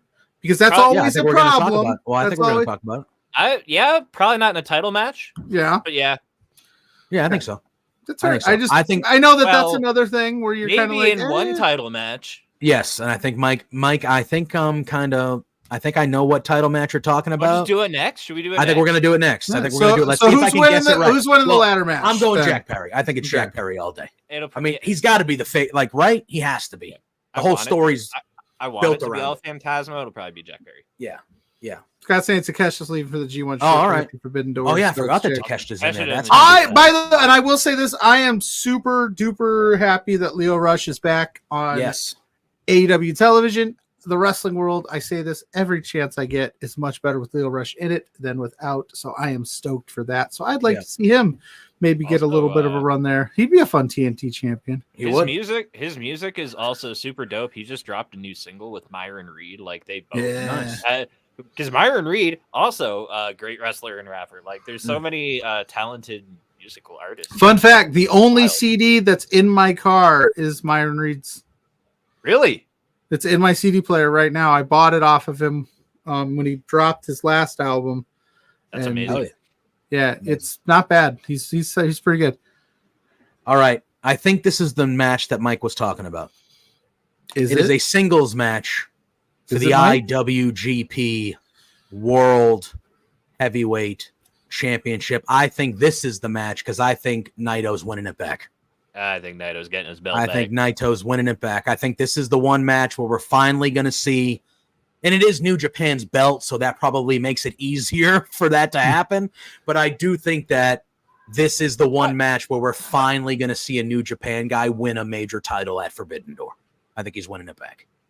Yeah, so like that, but then also it's weird because the G1 is coming up, so it's like the IWGP's title's never really like on the line throughout the G1. So like, John Mox won it from Naito, right? He won it from him, correct? Yeah. Okay. So like I probably think Naito will win it back because I'm sure New Japan would like to have their title back in Japan. I'm sure a lot of John Moxley holding the title was, part of it was like just you can't have him. You can't like a prestige, like a to add to his resume kind of title, title reign sort of thing. That you can't have AEW, like he can't be in the title picture every go, right? So maybe it was one of these like, he's doing the IGP thing. Let's get him off of it, and now we can get him back into like some other programs with our guys. Yeah, maybe, I don't know, but I think you guys are right. I think Naito wins this thing back, and there's no shame in that. It'll be a good ass match again. Yeah, it should be. It should be. It should be a really good one. Naito is, I don't watch New Japan regularly. I'm not going to sit here and say I do, but Naito is probably my favorite guy. Also, Destino, like one of the coolest moves in wrestling. It's so wild. Like it's incredible. Hey, Parrish, how you doing, my friend? Welcome to the chat, buddy. We're talking some Forbidden Door currently. I don't know much about how do you pronounce this guy's name, Mike? He's in the 6-man. Suji? Yota Tsuji. Scott is saying that he wished Suji was in this match instead of Naito. So that's the thing. I would have liked that. What with Moxley kind of, wanting to wrestle Shota and Ren Narita, and it's like Yota Tsuji is kind of like he's like the third musketeer out of that group. So yeah. And Scott's saying that he's also been the most vocal about a foreigner taking the title abroad. So he's been very loud about an American, a North American having that belt. But I do think if anybody... Yeah. I wonder, could Naito lose? And this could be a way for... Oh, man. Like, this is like... We're getting into some New Japan lore now, though. But yeah. Like, could this be a way for, like, Yota Tsuji to kind of, like, take control of LFI or break off from LFI if Naito fails to take the belt back from Moxley, and it becomes like Yota Tsuji's quest to bring the belt back to Japan. That'd be cool. Oh shit! Now I want that. Fuck it. I want Mox to win on Sunday. He just worked himself into an angle, brother. Forget everything we said. All New Japan wrestlers are losing. Honestly, thank you for the like kickstart to get that thought train running there, Scott George. There we go. There we go. That was lost my hat there. Yeah, no, that was a good. That would be cool. Yeah. All right, we have another singles match. This one is a first-round matchup in the men's Owen Hart Cup tournament. It will be Bryan Danielson going one-on-one with Shingo Takagi. This match is going to fucking rule. Again, like I said, I am not a regular New Japan, but I have seen my fair share of Takagi matches. That guy rules. Brutal. Physical, will chop the shit out of you, but he can move fast. He can move quickly.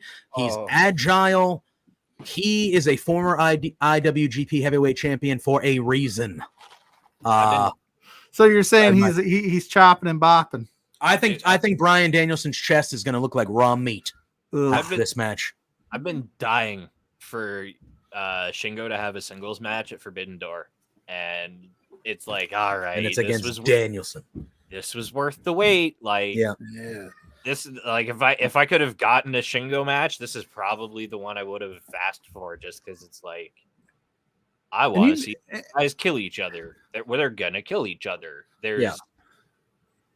I can't wait for all the kicks and chops and just the Shingo. Like, Bree's gonna be at home being like, "What the fuck, Brian?" Oh man. Yeah, that's gonna be epic. I mean, I can't wait to watch this one. It's like it's a dream. It's a dream match for me. Just like Danielson against pretty much anyone who's worn the IWGP Heavyweight title in the last couple decades. It would be an insane match to see. That I've been like salivating to see most of. So checking this one off the list is great. Even the standoff they had last week on Rampage, I was just like, "Oh, neither one would leave. Neither one would move. Neither one wanted to be the first to leave the ring. It was like two hockey players refusing to be the last guy off the ice in warm-ups. It was dope. Yeah, it was incredible. With that being said, as good a match it is, I assume that we are all under agreement that it's Danielson all day, right? Oh, yeah. Like Danielson is moving along in this tournament, so he will most likely win this match. But it is going to be an incredible journey to that victory. This is the most like fan service Forbidden Door way of advancing Danielson a round ahead in the tournament that they could have gone with. Yeah. It should be quite good. It should be quite good. What if it like that? The matches like this where we get it. Could you imagine if it wasn't? We were just like, oh god, that was the worst. No, exactly. I know, right? I'm just like, there's no way that they could just stand there, like I said, and we're just into it. I can't imagine that. To quote a famous news writer, imagine thinking Bryan Danielson ain't the fucking GOAT. Yeah, I like how you did that, so you didn't have to pay him royalties. Like I'd have to fork over that check to them now. Well, not that. They're ruthless, man. I still gave him the ego rub with famous news writers. So it's true. The headline god. We then have ourselves another singles match. We saw these guys crossing each other's paths last night on Dynamite, but it is Orange Cassidy going one-on-one with Zack Sabre Jr. And if I may, if you don't think this match is going to rule, you're not paying attention. Dude, well, first and foremost. You just see the hands in the pockets, and you go, he's a goof. No, this match is going to rule. First and foremost, Zack Sabre Jr. had a match last night with Kyle O'Reilly, which ruled. It was very, very good.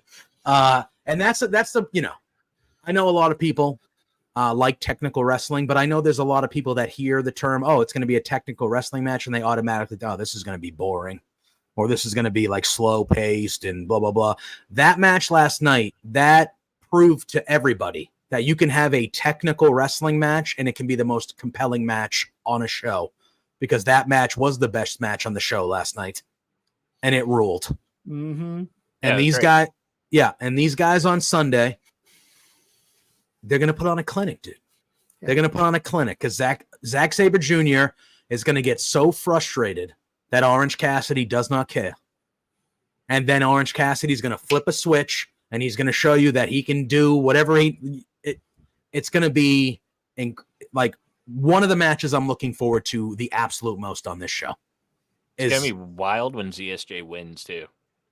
I think he might. I think he's gonna. I think he should. I think that's one where, like, because I look at this, like, Orange Cassidy's bulletproof in AEW. He's super duper over. He's fantastic. We all love him. And that's the thing. He could take an L here. And I think he's still got that, like, that majority of people that don't pay too close attention to AEW, they still got that, like, the dude can wrestle. Holy shit. We didn't think he could do that. So he's going to win fans over in a loss more than if we just beat Zack Sabre Jr., one of the best technical wrestlers in the world. You know, so I think, this is the one I would go with Zack Sabre Jr. here. And if Tanner's watching, you better not be paying attention to our Dynamite picks and writing this stuff down. And those guys. Oh, I forgot about that. These guys got. By the way, Zach Edey's a bum, bro. Go Irish. He's going to be a rotational guy in the league for like 15 years. But it's all right. It's all right. Sorry, Mike. It's gang. It's gang. Yo, the worst thing you guys could have done. I don't know what's happening. Was have my man Baylor Schemerman, dude, drop to us from Creighton, bro. You let the Celtics at 30 take the best pure shooter in the draft. Y'all are fucked. For those that are unaware, this Saturday night after Collision, we're going to be joining our friends at the Kicking Out podcast, because we kind of told them that we don't think it's right that Tanner just holds on to a championship belt with just the three of them and never invites any outsiders in. So we kind of bullied our way into these predictions, and we plan on taking that title home. And the thing is, we just realized they get an advantage by listening to us break down the Forbidden Door card with the esteemed journalist that is Mike from Indy to listen to me, because I talked about it earlier today. And so he's getting a leg up writing down our notes and making. I'm not the J word. An esteemed journalist on this. You are one of our esteemed panelists. Panelists. Oh, yeah. Panelists, analysts. Panelin and Annalyn. I don't do anything. Panelin and Annalyn. I don't do anything remotely adjacent to journalism. We need to come up with some good names, like for our, like, we have so many different correspondents in the field. Last thing I'm going to say about the NBA draft, I was watching it today. The Celtics had the pick before the Lakers in the second round, and I wanted them to take Bronny so bad to reignite the rivalry and just go, hey, LeBron, go F yourself. Or, hey, LeBron, your kid is going to be on the back of our bench for 2 years, you bum. But they didn't, and then LeBron and the Lakers took Bronny, and I was like, damn. That's cool that the father and son are going to get to play together. Like, I think that's cool, even though but I would have loved Brad Stevens and the Celtics to be like, you know what? Fuck the Lakers. And they would have drafted him. I would have been like, let's not go too far down the rabbit hole here. But I truly think Bronny's better than he's getting credit for. Right I agree. I agree. I've been following him since high school. I think he's better than I think he's going to be a good player. He's not going to be a superstar. I just think he's going to be a good role player in the league for a decade. A good 8, 9, 10 guy for sure. He'll be a guy. Yeah. He'll be a nice bench stowaway. Exactly. He'll be a mid-roster dude that makes in the teens to low 20s of $1 million a year to come off the bench on a good team. Killer defense. Yeah. 3-and-D guy for sure. Yeah, 100%. All right. Let's keep it going here. Match 2. Wait. We all pick Zack Sabre Jr. there. We all think Zach's winning that one? We do. Yes. Okay. But I wouldn't be shocked if before we move forward. Orange wins. But yeah, I think it's Zach. You gotta go with Zach. Rock and You roll. don't want Miss Kate Fabe to riot. I agree. All right, we then have another trios match. It is going to be the Elite, Matthew and Nicholas Jackson, Kazuchika Okada. And at first I was like, oh, all right, this is going to be the Acclaimed and Daddy Ass. But no, it is not. It is the Acclaimed. It'll be Bowens and Caster. And we saw a video from the not just the Ace, the Scissor Ace. The best thing I've ever seen. Hiroshi, that was so good. All right. Hiroshi Tanahashi, that was so good that when the Elite turned around, Okada was shoot laughing. That was a real, genuine He's laughing like, out loud. Sorry for laughing, bitch. Because he saw that video, and that's a mentor, a longtime rival, and he turned around and he legitimately was laughing. Like, it was real laughter. And I was like, yeah. Look, I don't care who wins or loses this match. I just need to see Tanahashi do like four corner scissor with the Acclaimed and and they all just meet in the middle of the ring and scissor together at the end of the match.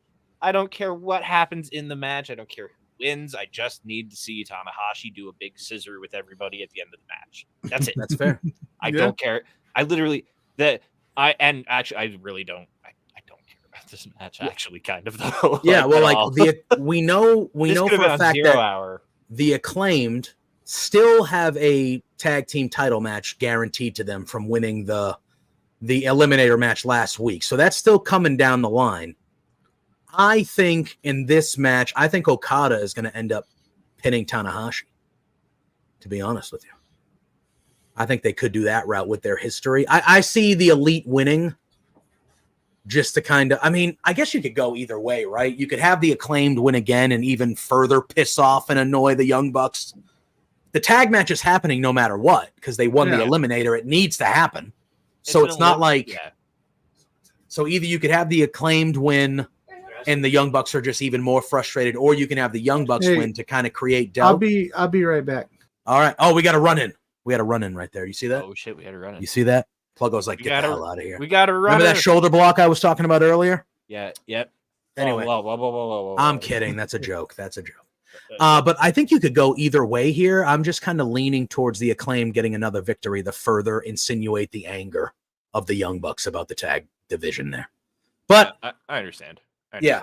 Are you leaning more towards the Elite getting a victory here? Where are you? I know you said you don't really care, but like, where are you leaning?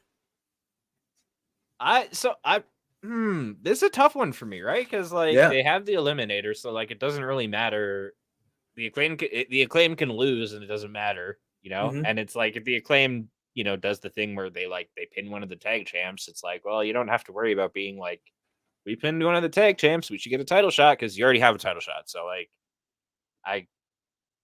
you probably honestly, I could see Okada probably pinning one of the Acclaimed sooner that. Yeah, maybe. Tanahashi, like Matt. But also, like Tanahashi isn't, maybe. Yeah. I don't know. I think the Elite. I think the Elite wins. It's just like I don't know or really care how. It's gonna be a match that happens on the show. Like as far as this is definitely one of the ones where I look at the card and I'm just like, this is the floor of the show, and then the ceiling of the show is like, the ladder match and the women's world title match and shit. Yeah, it's fair. That's fair. I think that's fair though. All right. Cool. Actually, I should say whatever the learning tree is doing is the floor of the show, and this is just that's the basement of the show. This would be the floor. Fair. Hab guy says he's got Okada pinning Bowens. Okada pinning Bowens. I'd rather Okada pin Caster. Yeah. Anthony Bowens deserves good thing. Don't pin Anthony Bowens in Pride Month for fuck's sake. Oh, that's true. All right, where it's bad enough we have to hear. It's bad enough we have to hear the fucking music of Ronnie Radke and see his. So what did you guys say about me while I was gone? His girlfriend Nothing. on television. No, we didn't say anything about you. Yeah, no, yeah. So full shoot. Like my oldest is here today, And like he comes downstairs, he goes, "There's someone at the door." I'm like, "It is 9:30 at night. What are you talking about here?" Someone at the door. Some random person at the door goes, "You want to make a donation to the children's hospital?" At And I was like, 9:30 at night? and I went, "Not today, thank you." It was a very unofficial looking person too. And I was just like, 9:30 at night, bro. I would think Get you would outta come here. during the day. yeah, I was like, buddy, like not. You no, got I don't- castle doctrine up in there in Indiana, brother. Bruh. Dude, Bruh. if he would have said, "Do you want to make a donation to get your internet turned back on?" I'd be like, "Yes." But you got to vote. Go out and vote to do that. But anyway, sorry. We just finished talking about the 6-man with the Elite. Thank you, I Scott think the George. Acclaimed is going to win. Thank you, Scott. Mike George. thinks the Elite's going to win. So I got to split the Scott ties. agrees. Is that what you're asking? Yeah, so who do you got? You got the Elite? Yeah, I like the idea. I You like got the the Elite idea. or the Acclaimed? I said it earlier with Stat. I like the idea of people having people's numbers. So I like the idea of the Acclaimed getting one That's up what on I the thought. Elite and just Yeah. really fueling that tag match, because then you're going, okay, they got 2 on them. Here's the tag match, and that's where you shut the door on them. So I'm going to go with the Acclaimed. I don't love it because it is the Elite, but yeah, like you said, I'm going to go with some shenanigans. Fair. Because if Daddy Ass ain't in the match, he might get involved. Maybe Jack Perry gets involved, depending on where the ladder match falls. Could be, you never know. But yeah, I'll go with the Acclaimed. Sorry, All right. Mike. Do better. Wow. Just kidding. Just kidding. Love you. We have Wait. How do they do it? Love you. Love you. wow. Love you too, dude. We have ourselves. You want to go down a full shoot? I had an intramural basketball team that called themselves the Shockers back in high school, and I graduated in 2004. The, And Wichita State Shockers Right. is the Yep. best team No, in right. all of college sports. I'm sorry. Fuck But that's everyone what they used. They used that as but their shirts, their jerseys had this on it. Oh, And it took the administration like about 4 or 5 games before they went, "Oh, wait a minute." nah, you can't do that. else. Yeah, They made- Scott George. You damn right. Yeah, I agree. Yep. All right, we have ourselves a winner takes all match, boys. It is for both the AEW TBS Championship and the New Japan Pro Wrestling Women's Strong Championship. It is the Women's Strong Champion Stephanie Vaquer defending her title against Mercedes Moné, who will be defending the AEW TBS Championship. I do not know much. Yeah, CEO. I do not know much about Stephanie Vaquer. I have not seen a ton of her work. With her being the Strong Women's No. Champion, I'm expecting she's pretty good. You just Same. said she's dope. Yeah, Insane. She's badass. yeah, But she's losing. 100%. Yeah, I mean, I think, if they are watching, if the kicking out people are watching, guess what? This might be my most confident pick of the night, because I think this is no doubt that Mercedes Yeah, Moné is Paul. leaving with both those belts. No doubt. This is like a tap. This is a tap in putt. This is a layup. This is It's a gimme. Yeah, this is a what the Seahawks should have done that one time in the Super Bowl. Nah, dude, they didn't. They sure as hell didn't. They sure as hell didn't. What a reference. Ooh, baby. What a My- pull. Can I be No, honest with you guys? I'm I'm just going to throw this out there. When you reference that, my nipples got hot. But anyway. Oh, yeah. That's- Oh, What that's happened? the What feeling happened? I just had go They through. say Malcolm That's- Butler. Oh yeah. Oh, Greatest play in the history of the Super Bowl. JPJ's creaming and dreaming of Malcolm. Creaming and Butler. dreaming, baby. Well, let me tell you that. Let me tell you. Let me tell you. Oh, shit. Let me tell you. Oh my god. Yeah. No, this is the New Japan Strong Women's title was essentially designed for Mercedes Moné. It was. And Yes. she unfortunately in the finals of the tournament to crown her the champion of that, which she Stuff got happens, the man. injury to her Yep. ankle that caused her to be out until she showed up in AEW. So Yep. Willow won that belt, but really Mercedes would have won that belt then and there.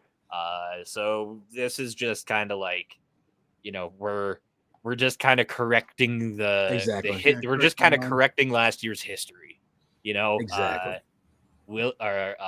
Mercedes is going to get her New Japan Strong Women's title finally. Yeah. 100%. 100%. Is that true? I mean, it's a big time play. That didn't necessarily win them the game. I would say Ellis Hobbs forgetting how to play fucking cornerback did. But whatever. Busy creaming and dreaming. Yeah, he saw that play and was like, "This game's over." I don't have to cover Plexico Burris. All right, cool. Maybe he'll shoot himself in the leg again. Who knows? Sorry, he's a Pittsburgh Steeler. Sorry, buddy. Go to hell. So wow. Also, I don't like fuck the Pittsburgh. Pittsburgh. I know, I'm kidding. That's a sports hate. People, relax. Hey, I'm Sports hate. Baltimore Ravens fan. Fuck the Pittsburgh Steelers. Exactly. Me and Mike are on the same side. We just root for Pittsburgh different Steelers, teams. We're on the sure. same side. We're on the same side. You know who Mrs. Pluggo's favorite football team is, Mike? Who? The Pittsburgh Steelers. Oh, that's And that just unfortunate. goes to show everybody that You know what's nobody's crazy? perfect. You know Nobody's what's perfect. crazy? She's still my favorite Pluggo. Wow. Hey, that's okay. She's still everybody's favorite Pluggo. You know, it is Like, what it is. She's the only Pittsburgh Steelers fan that's okay. I truly, if I'm being honest, I think people only tolerate me to get Mrs. Pluggo as part of the deal. They're like, we got to put up with Pluggo. I mean, that's been every relationship. I did I've tell ever her. had, I did tell her. I said she could probably get some podcast appearances just exposing me as a whole. If she really wanted Just to. take you down. Just take you down. Yep. That's gonna be This that's Wednesday gonna be, on Indeed, Mrs. Pluggo shoots hard. The inside story. No, it's not even gonna be Indeed. I'm just gonna start a new podcast series where I just interview other people's spouses and get all the dirt on them. Yeah. Yeah. Hells yeah. Scott George says he's an Eagles fan, which is like gross. Also gross. Our lawyer's an Eagles fan too. It's like a B. It's like a B Steelers fan, or it's like a B version of the Steelers. For me, like I don't hate. I guess the it's Eagles. the A version of the Steelers fan. It's like I'd rather I can hang out with some Eagles fans. Oh, could you though? I couldn't hang. You're gonna have to hang out with Lawrence next week. If I had to pick, I would No. pick hanging out with an Eagles like- fan before a Steelers fan. No, like confirmed though, I would because I again, yeah. Yeah, I mean, I love hanging out with Lawrence. Yeah, like that's spending, different. Like 3 days with him next week. I can't wait. Yeah, Great I mean that's dude. different to me. But like, if you're saying, do I have to be around Eagles fans or Steelers fans, like ones I don't know? I feel like it could go either way, depending on the group. I think I might take For the Mrs. Steelers fans Penis- because they're not from Philly. That's what I'm saying. Mrs. That's what I'm Pluggo's a Chiefs fan because of Taylor. Does that make it better? Now I'm just getting mean about what city people are from. So we should move on with the card before I like. Yeah, well, we got two matches. Before We got I can't go to a wrestling show in a city because Scott. He's a Baltimore Ravens guy. Mike. There's so many Baltimore independent Ravens. wrestling promoters watching right now going, what did Mike say about our city? Yeah, I know. Yeah. All right. Yeah. So we have two more Stay- matches to discuss. Stay out. One of them is a singles match for the AEW Women's World Championship. It will be Timeless Toni Storm defending against Mina Shirakawa. Mariah May will be at ringside in support of both participants. I'm going to be I would honest. like to see them give Mariah May, if they could pull it off, a split screen where she's half in black and white, and just to kind of drive the point home. I hope she wears a split dress. There you go. Yeah, I hope she really Like, plays up that she's torn on both sides. Like it's a half Mina, like it's half Mina gear matching, half Tony gear matching. Yes. Yeah. I mean, guys, I'm going to be honest. I personally think that this is the best story that they've been telling heading into it.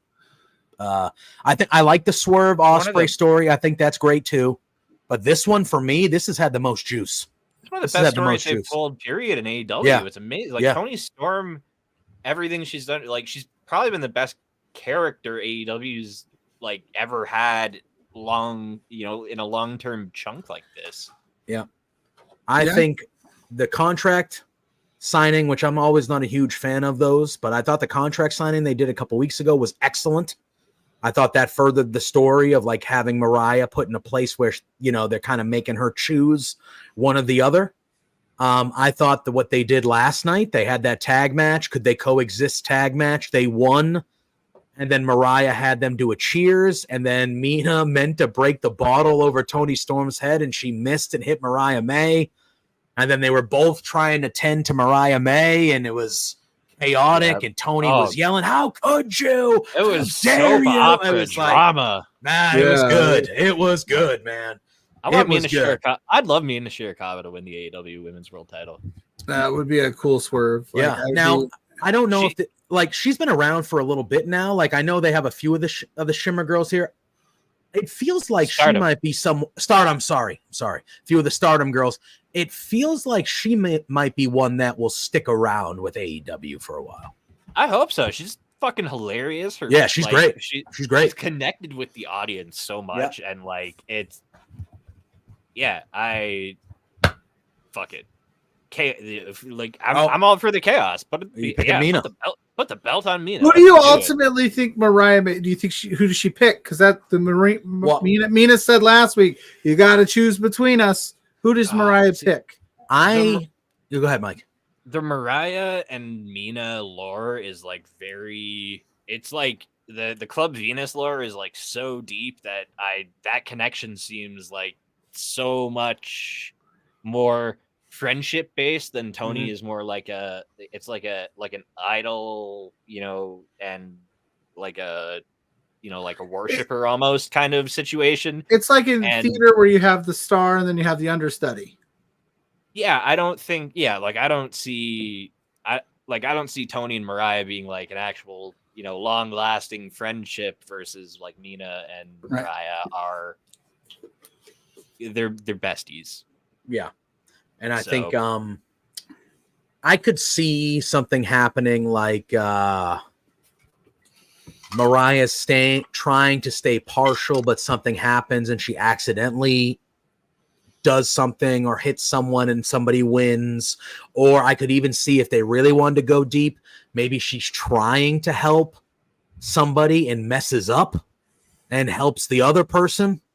You could do that. There's ways they can do it. Have guys saying he thinks she attacks both at some point, trying to stay loyal to both and so undecided, so it keeps going back and forth. That would be good. That's so funny. She's just chopping both of them. Yeah, like that would be fun. Like I can't pick both of you, but I want both of you to win. She's tripping each one of them as they run the ropes. Yeah, she cheats to help both people. Yeah. Instead of staying completely impartial, she actually cheats for both of them. That'd be different. That I like that, Ab guy. Well done. That would be fun. I think that's the kind of different that this storyline like would actually probably have happened. 100%. Give me that one too.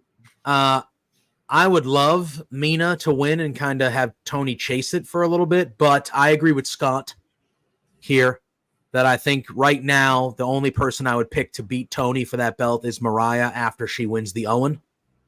That's kind of where I'm leaning currently. But I honestly would like this story with the three of them to continue past this a little bit. I don't want it to just be a one-off, whether they become friends or there's still whatever going on. I would like this to continue a little bit more because I really like what they're doing here. As long as, I got Tony retaining. Yeah, as long as Mina sticks around, I don't like. Yeah, you could do something where like Mariah wins the Owen. Marina loses, but still, wants to be in her corner for her title match type. You could there's still a way to keep this going despite whatever outcome you come up with on Sunday, which I love. That's the kind of stories that I love where there's still something left here. You don't have to just end it at Forbidden Door if you don't want to, because they've invested so much into it. So the fact that Mina's just come over like from Stardom and been able to like connect with an American audience so quickly and easily, it's just like whatever happens, I just hope she like gets to keep staying here and growing a fan base and a career on this side of the ocean, because she's so important and like already well established in Japan that like for her to just be like ascending in popularity in America like this, it's awesome to see.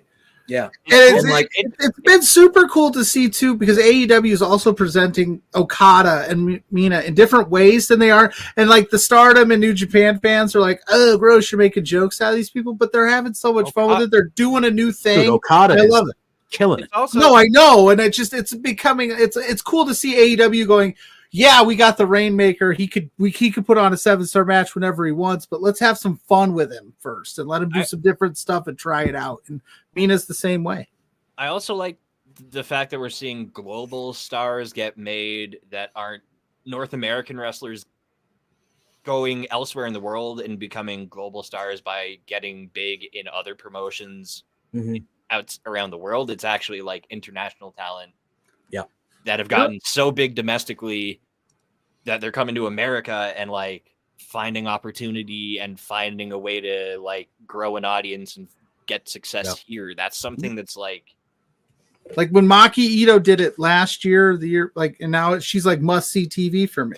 And like a lot of that too is like the way she's growing her audience through like independently in America versus, you know, I ultimately want her to take out Nick Gage and become the leader of the MDK gang. It's only a handful of TV appearances she's had versus like like tons of indie dates, like dozens of them. And the way she's become so popular in America by just grinding independently, it's dope. It's super cool. I that's what I'm loving about it, man. I love these Forbidden Doors because I don't know a ton about a lot of these people, but then they become people I get invested in and watch, and I will watch a GCW show knowing Maki's on it, or if Mina does the same, if she starts doing more dates somewhere, like I'm in. And I think like moving forward, if we are to believe that, you know, the whole Owen thing will work out how some of us believe, and because what's the whole reason that Mariah May is in the Owen Hart tournament? Tony Storm demanded to Tony that she be put in there. Like Tony Storm is the one that said, I want Mariah to be in the Owen. And then all of a sudden it's Mariah versus Tony. And it's like, yeah, you put me in that. And we get the finger poke of doom that I've been waiting for. Or maybe like, I think this story with the three of them I think this is the start of like, this is the catalyst of what is going to start creeping into Mariah versus Tony, and then you add the Owen to it, and it's like, oh shit. So by the time we get to Wembley, it's like, oh man, here we go. Can you imagine though, like UK native Mariah May winning the Owen? Yes, and winning. I think that's going to happen. I think that is what happens. Which is, I'll be honest, I thought a Jamie Hayter return in the Owen and a run to the finals to like go to Wembley. I thought that was happening. Do Mariah May and Jamie Hayter, they have a history? No, we don't know. I was gonna say, what a moment. I guess he wasn't kidding when he said he's not a joke. Think about this. If everything would have happened overseas, so exactly. But that could be a cool moment. Mariah wins it, Jamie Hayter, and then Jamie Hayter's music hits, and it's like, okay. So you have that cool moment of Mariah May winning the belt in Wembley there, and then you have the hometown girl coming back with her music, and you're like, oh shit. That place would explode. Another hometown girl returning afterwards. Yeah, that would explode. Yeah, we're just printing money on this show. Just good stuff, man. And again, I would hope very soon, sooner than later, that Jamie Hayter is healthy and ready to go, because that is, seeing her hit hard. That would be incredible. Yeah. All right, we are down to our main event, gentlemen. It is a singles match for the AEW World Heavyweight Championship. It is the AEW International Champion going one-on-one with Shane Swerve Strickland, who will be defending the AEW World Championship. I've liked this story they've been telling here, too. This has been a story that started off kind of respectfully. They're buddies. Well, you know what? I know Will Ospreay is, he's the super duper baby face since he's been over, and he's great. I love him. He deserved what he got last night. The first time they bump, he gets the belt and he kind of is like, and he makes fun of, he makes it a jokey thing, and Swerve's like, all right, cool. All right. Well, first, before we continue, Pluggo, do your thing. Hey, Mrs. Pluggo. Hi, honey. We were talking about her and her ears burning. Yeah. Tell her what you said, guys. Tell her what you said. I told her she's a Pittsburgh Steelers fan, so me and Mike don't agree with her football fandoms. I said fuck the Pittsburgh Steelers, but she's still my favorite Pluggo. That's true. That's true. That is what was said. That is a quote. That was almost a direct quote. Yeah. Yeah. So Ospreay did that the first time, and Swerve was kind of like, yeah, all right. He kind of said some words to him, but he let it slide. Last night, I think that is Ospreay, his head got a little bit too big right there. And he did it, and he was trying to be a smart guy again, and Swerve was like, not this time, buddy. Well, then on top him right in the friggin' head. Putting the cart before the horse early on and basically declaring you're winning this thing and giving somebody a title shot you haven't earned. That's a no-no. Yeah, that's a no-no. Plus that, Swerve, this thing is cooking. It's going to be epic. I don't know what I want to do. I don't know how I want to play it. I have this weird feeling the Don Callis family is going to get involved somewhere. 100%. I don't know. Prince Nana retweeted us last Wednesday, so we're friends now. So I don't know. I'm torn. I'm like Natalie and Bruglia. I'm torn. I'm lying naked on the floor right now. I think Swerve will retain. I agree. I think it's going to come down to him and the Tiger Driver again. I think Callis will be somewhere around, and he'll be yelling at Ospreay, "You got to do it. It's for the world title. You got to do it." He's not going to do it, but this time it's not going to. He's my friend, bruv. I can't do it to him. He's my friend, bruv. Right. And this time, because it's been a couple times that Callis has been there yelling at him, and Ospreay has always become the victor anyway. But I feel like this time he's not going to do it, and he's not going to be the victor. And Swerve will hand him his first AEW loss. And then I think that will truly start the demise of Ospreay getting out of the Callis family. But sooner than now, refresh my. I just want to make it clear. So Ospreay's title is not on the line. Just Swerve's. Got it. Just Swerve's. Okay. It's not. Yeah, it's not a winner take all. Ospreay's defending against Garcia on Dynamite. Yeah. Okay. So yeah, Swerve could be the one to give Ospreay's first loss. Big rub for Swerve. You know, that's a huge win to get. It kind of cements his title reign. And then, I think if you do it in the right way, Ospreay could take the loss. But I mean, Ospreay's on another level right now. But so is Swerve. This will be the best match of the show. That's what it should be. It absolutely should be. Have guys saying, I've said it before, Ospreay goes to hit the Storm Driver, hesitates, Swerve escapes and capitalizes to get the win. Ospreay goes on a very pissed off winning streak afterwards. I don't even think he needs to go on a pissed off winning streak. He can just win the Owen. Yep. And then Scott says, I wish this would be a fair match, but he has a feeling that the Don Callis family, is going to cost a cocky Billy Goat the match. Well, that and Swerve said last week, he's like, I want to talk about. If you look around, I don't have any friends. I've laid them all out. I'm willing. Yeah, I'm willing to do whatever it takes. It's just me out here, So like that comes into play where Ospreay still has a little bit of a conscience, and Swerve's like, I'm a killer. I'm just gonna. You're gonna let me slip up here, or you're gonna slip up here. I'm just gonna take advantage of it and get the win because that's what I do, and I think that's not a bad shout. So we talked about this well, listen, we talked about this on Firmly AEW today. Yeah, and me and Drew mentioned, I think MJF's going to get involved in that match with Ospreay and Daniel Garcia. And I think there's a chance that MJF could potentially help Daniel Garcia win that belt. Not on purpose, but like more of a fuck you, Ospreay. You one-upped me last week. Try this, dickhead. Because Ospreay and MJF is big enough to do it Wembley. They don't need a belt. They don't need a belt. Yeah. No, that's all. Not. MJF's already laid out his challenge to Garcia for Wembley. He did. I think if MJF helps Garcia win the international title, it's a way for MJF to get himself a title shot at Wembley by still being like, hey, I still want my match with you. Yep. Remember that time I helped you win it? Now you got to put your title on the line. I think that is a strong possibility of something that could happen on Could it end up a triple threat at Wembley? It could. All three, but no, I think it's one-on-one. Then what would you do? Then what would you do with Ospreay at Wembley? Then if that all plays out, he wins the Owen, and then he gets the win back against Swerve, and he gets a world title match. That's Tony Khan's new way to get Ospreay all the title matches. Put him in all the things, eliminators. Yeah, but I think in the Owen, so it's like we talked about it on Firmly. Is he the wild? I think Scott could be right there. Who is the wild card in the Owen? I missed a lot of it last night. They haven't announced it yet. But Matthew and Nicholas, the Elite, said that they said this is our wild card. We're bringing him next week. Oh. So a lot of people think it's going to be Hangman. Okay. I'm not saying I think it is, but that's what a lot of people are thinking. Is the last time we saw the Elite and the Hangman do anything? Did they not suspend him from the? They did. Yes. Okay. So is he gonna be wanting to come back and hang out with his buddy? They've got Jack Perry now, who's Jack Perry's basically substitute Hangman, and Okada's substitute Kenny in the Elite.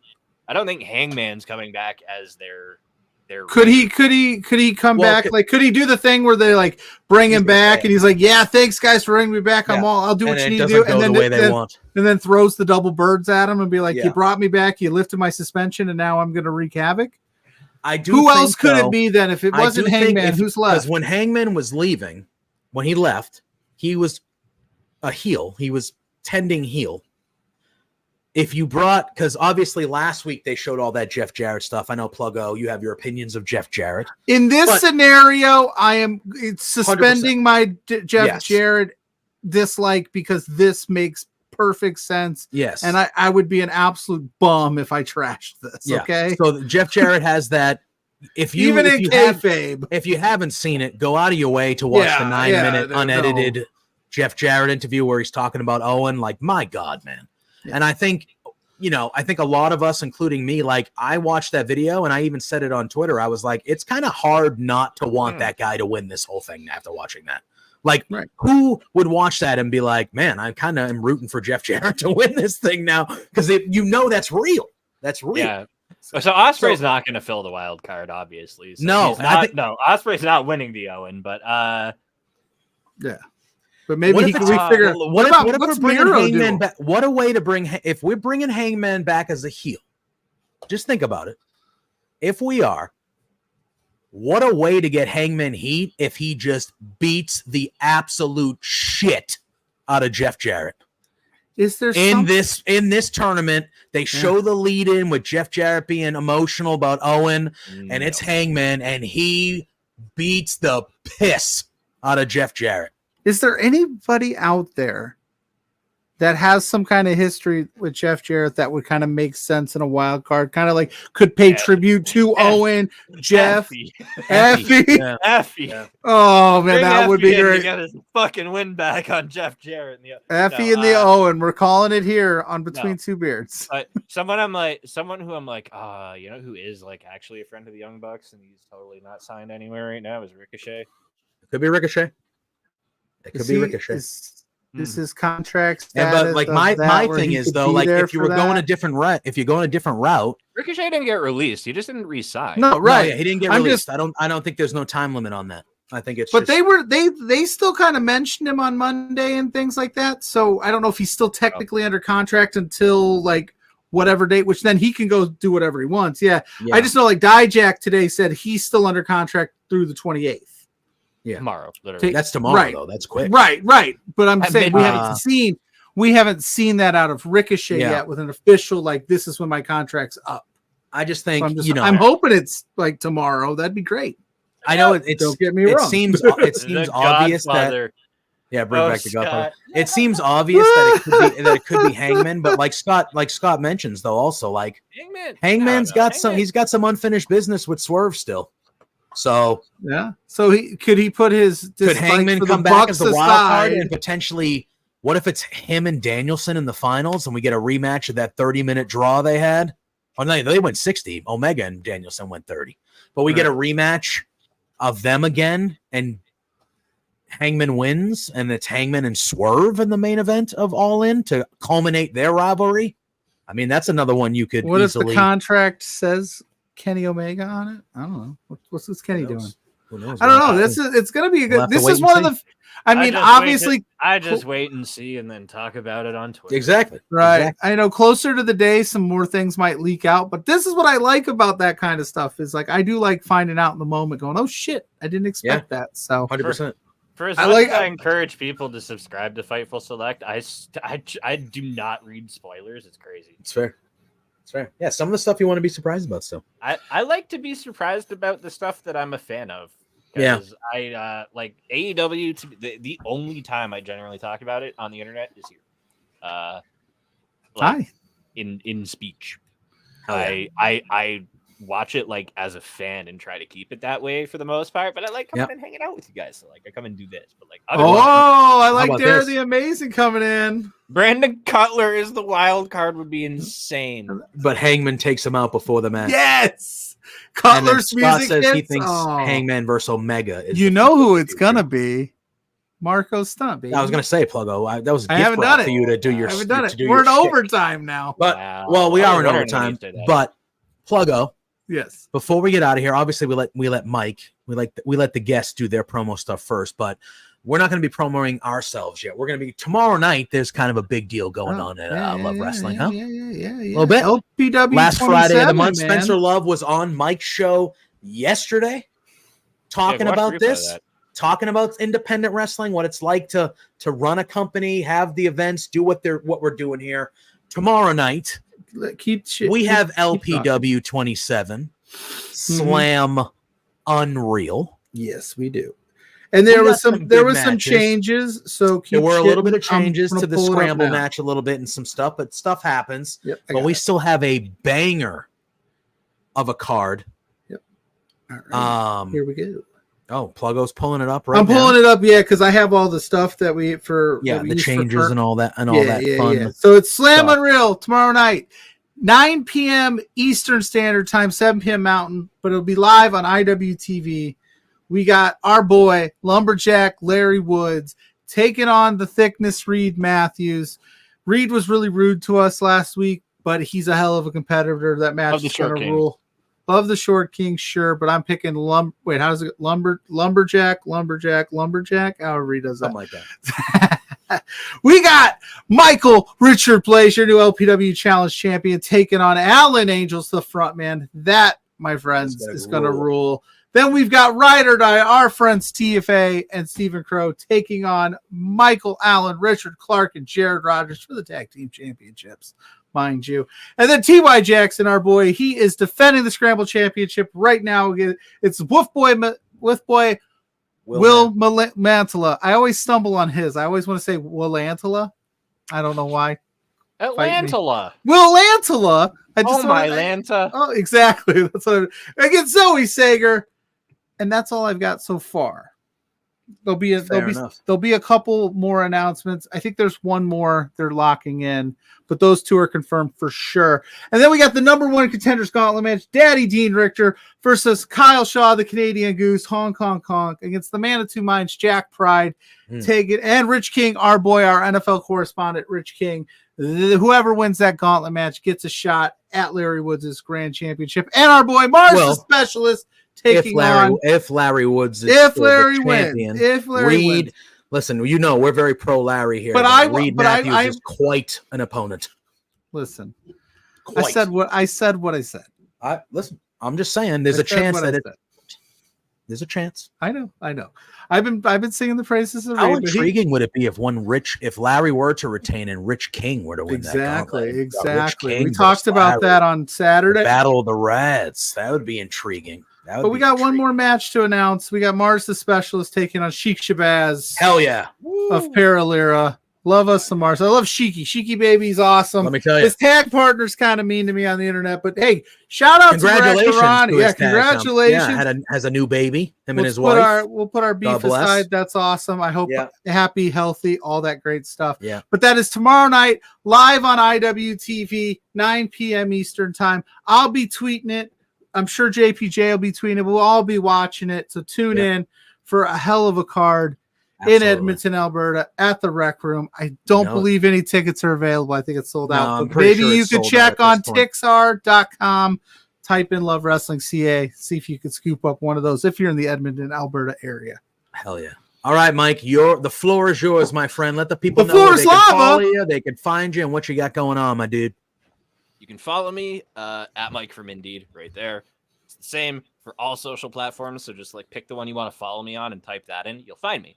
I stream on Twitch, watch a lot of independent wrestling on there. People don't watch the stream when I play video games, so we're just gonna probably watch wrestling most of the time. I've realized I figured out what works. We're a wrestling stream. Let's just do that shit. Other than that, every Wednesday, 6 p.m. Eastern, Fightful Overbooked with Righteous Reg, talking to anyone and everyone that does anything and anything around independent wrestling. We just talked to Spencer Love last week, yesterday, I should say. Ton of interviews this year. Go back through the catalog. There's a QR code on my Twitter, and it'll take you right to the playlist. It's also in my links thing. I got one of those all my links dealies, and it's in there. Where am I going to be? If you see me at an independent show, give me a high five. GCW next Friday in Toronto. Hell yeah. July 5th. I'll also be at Northern Crown Wrestling Sunday, July 7th in Toronto. Give me a high five there.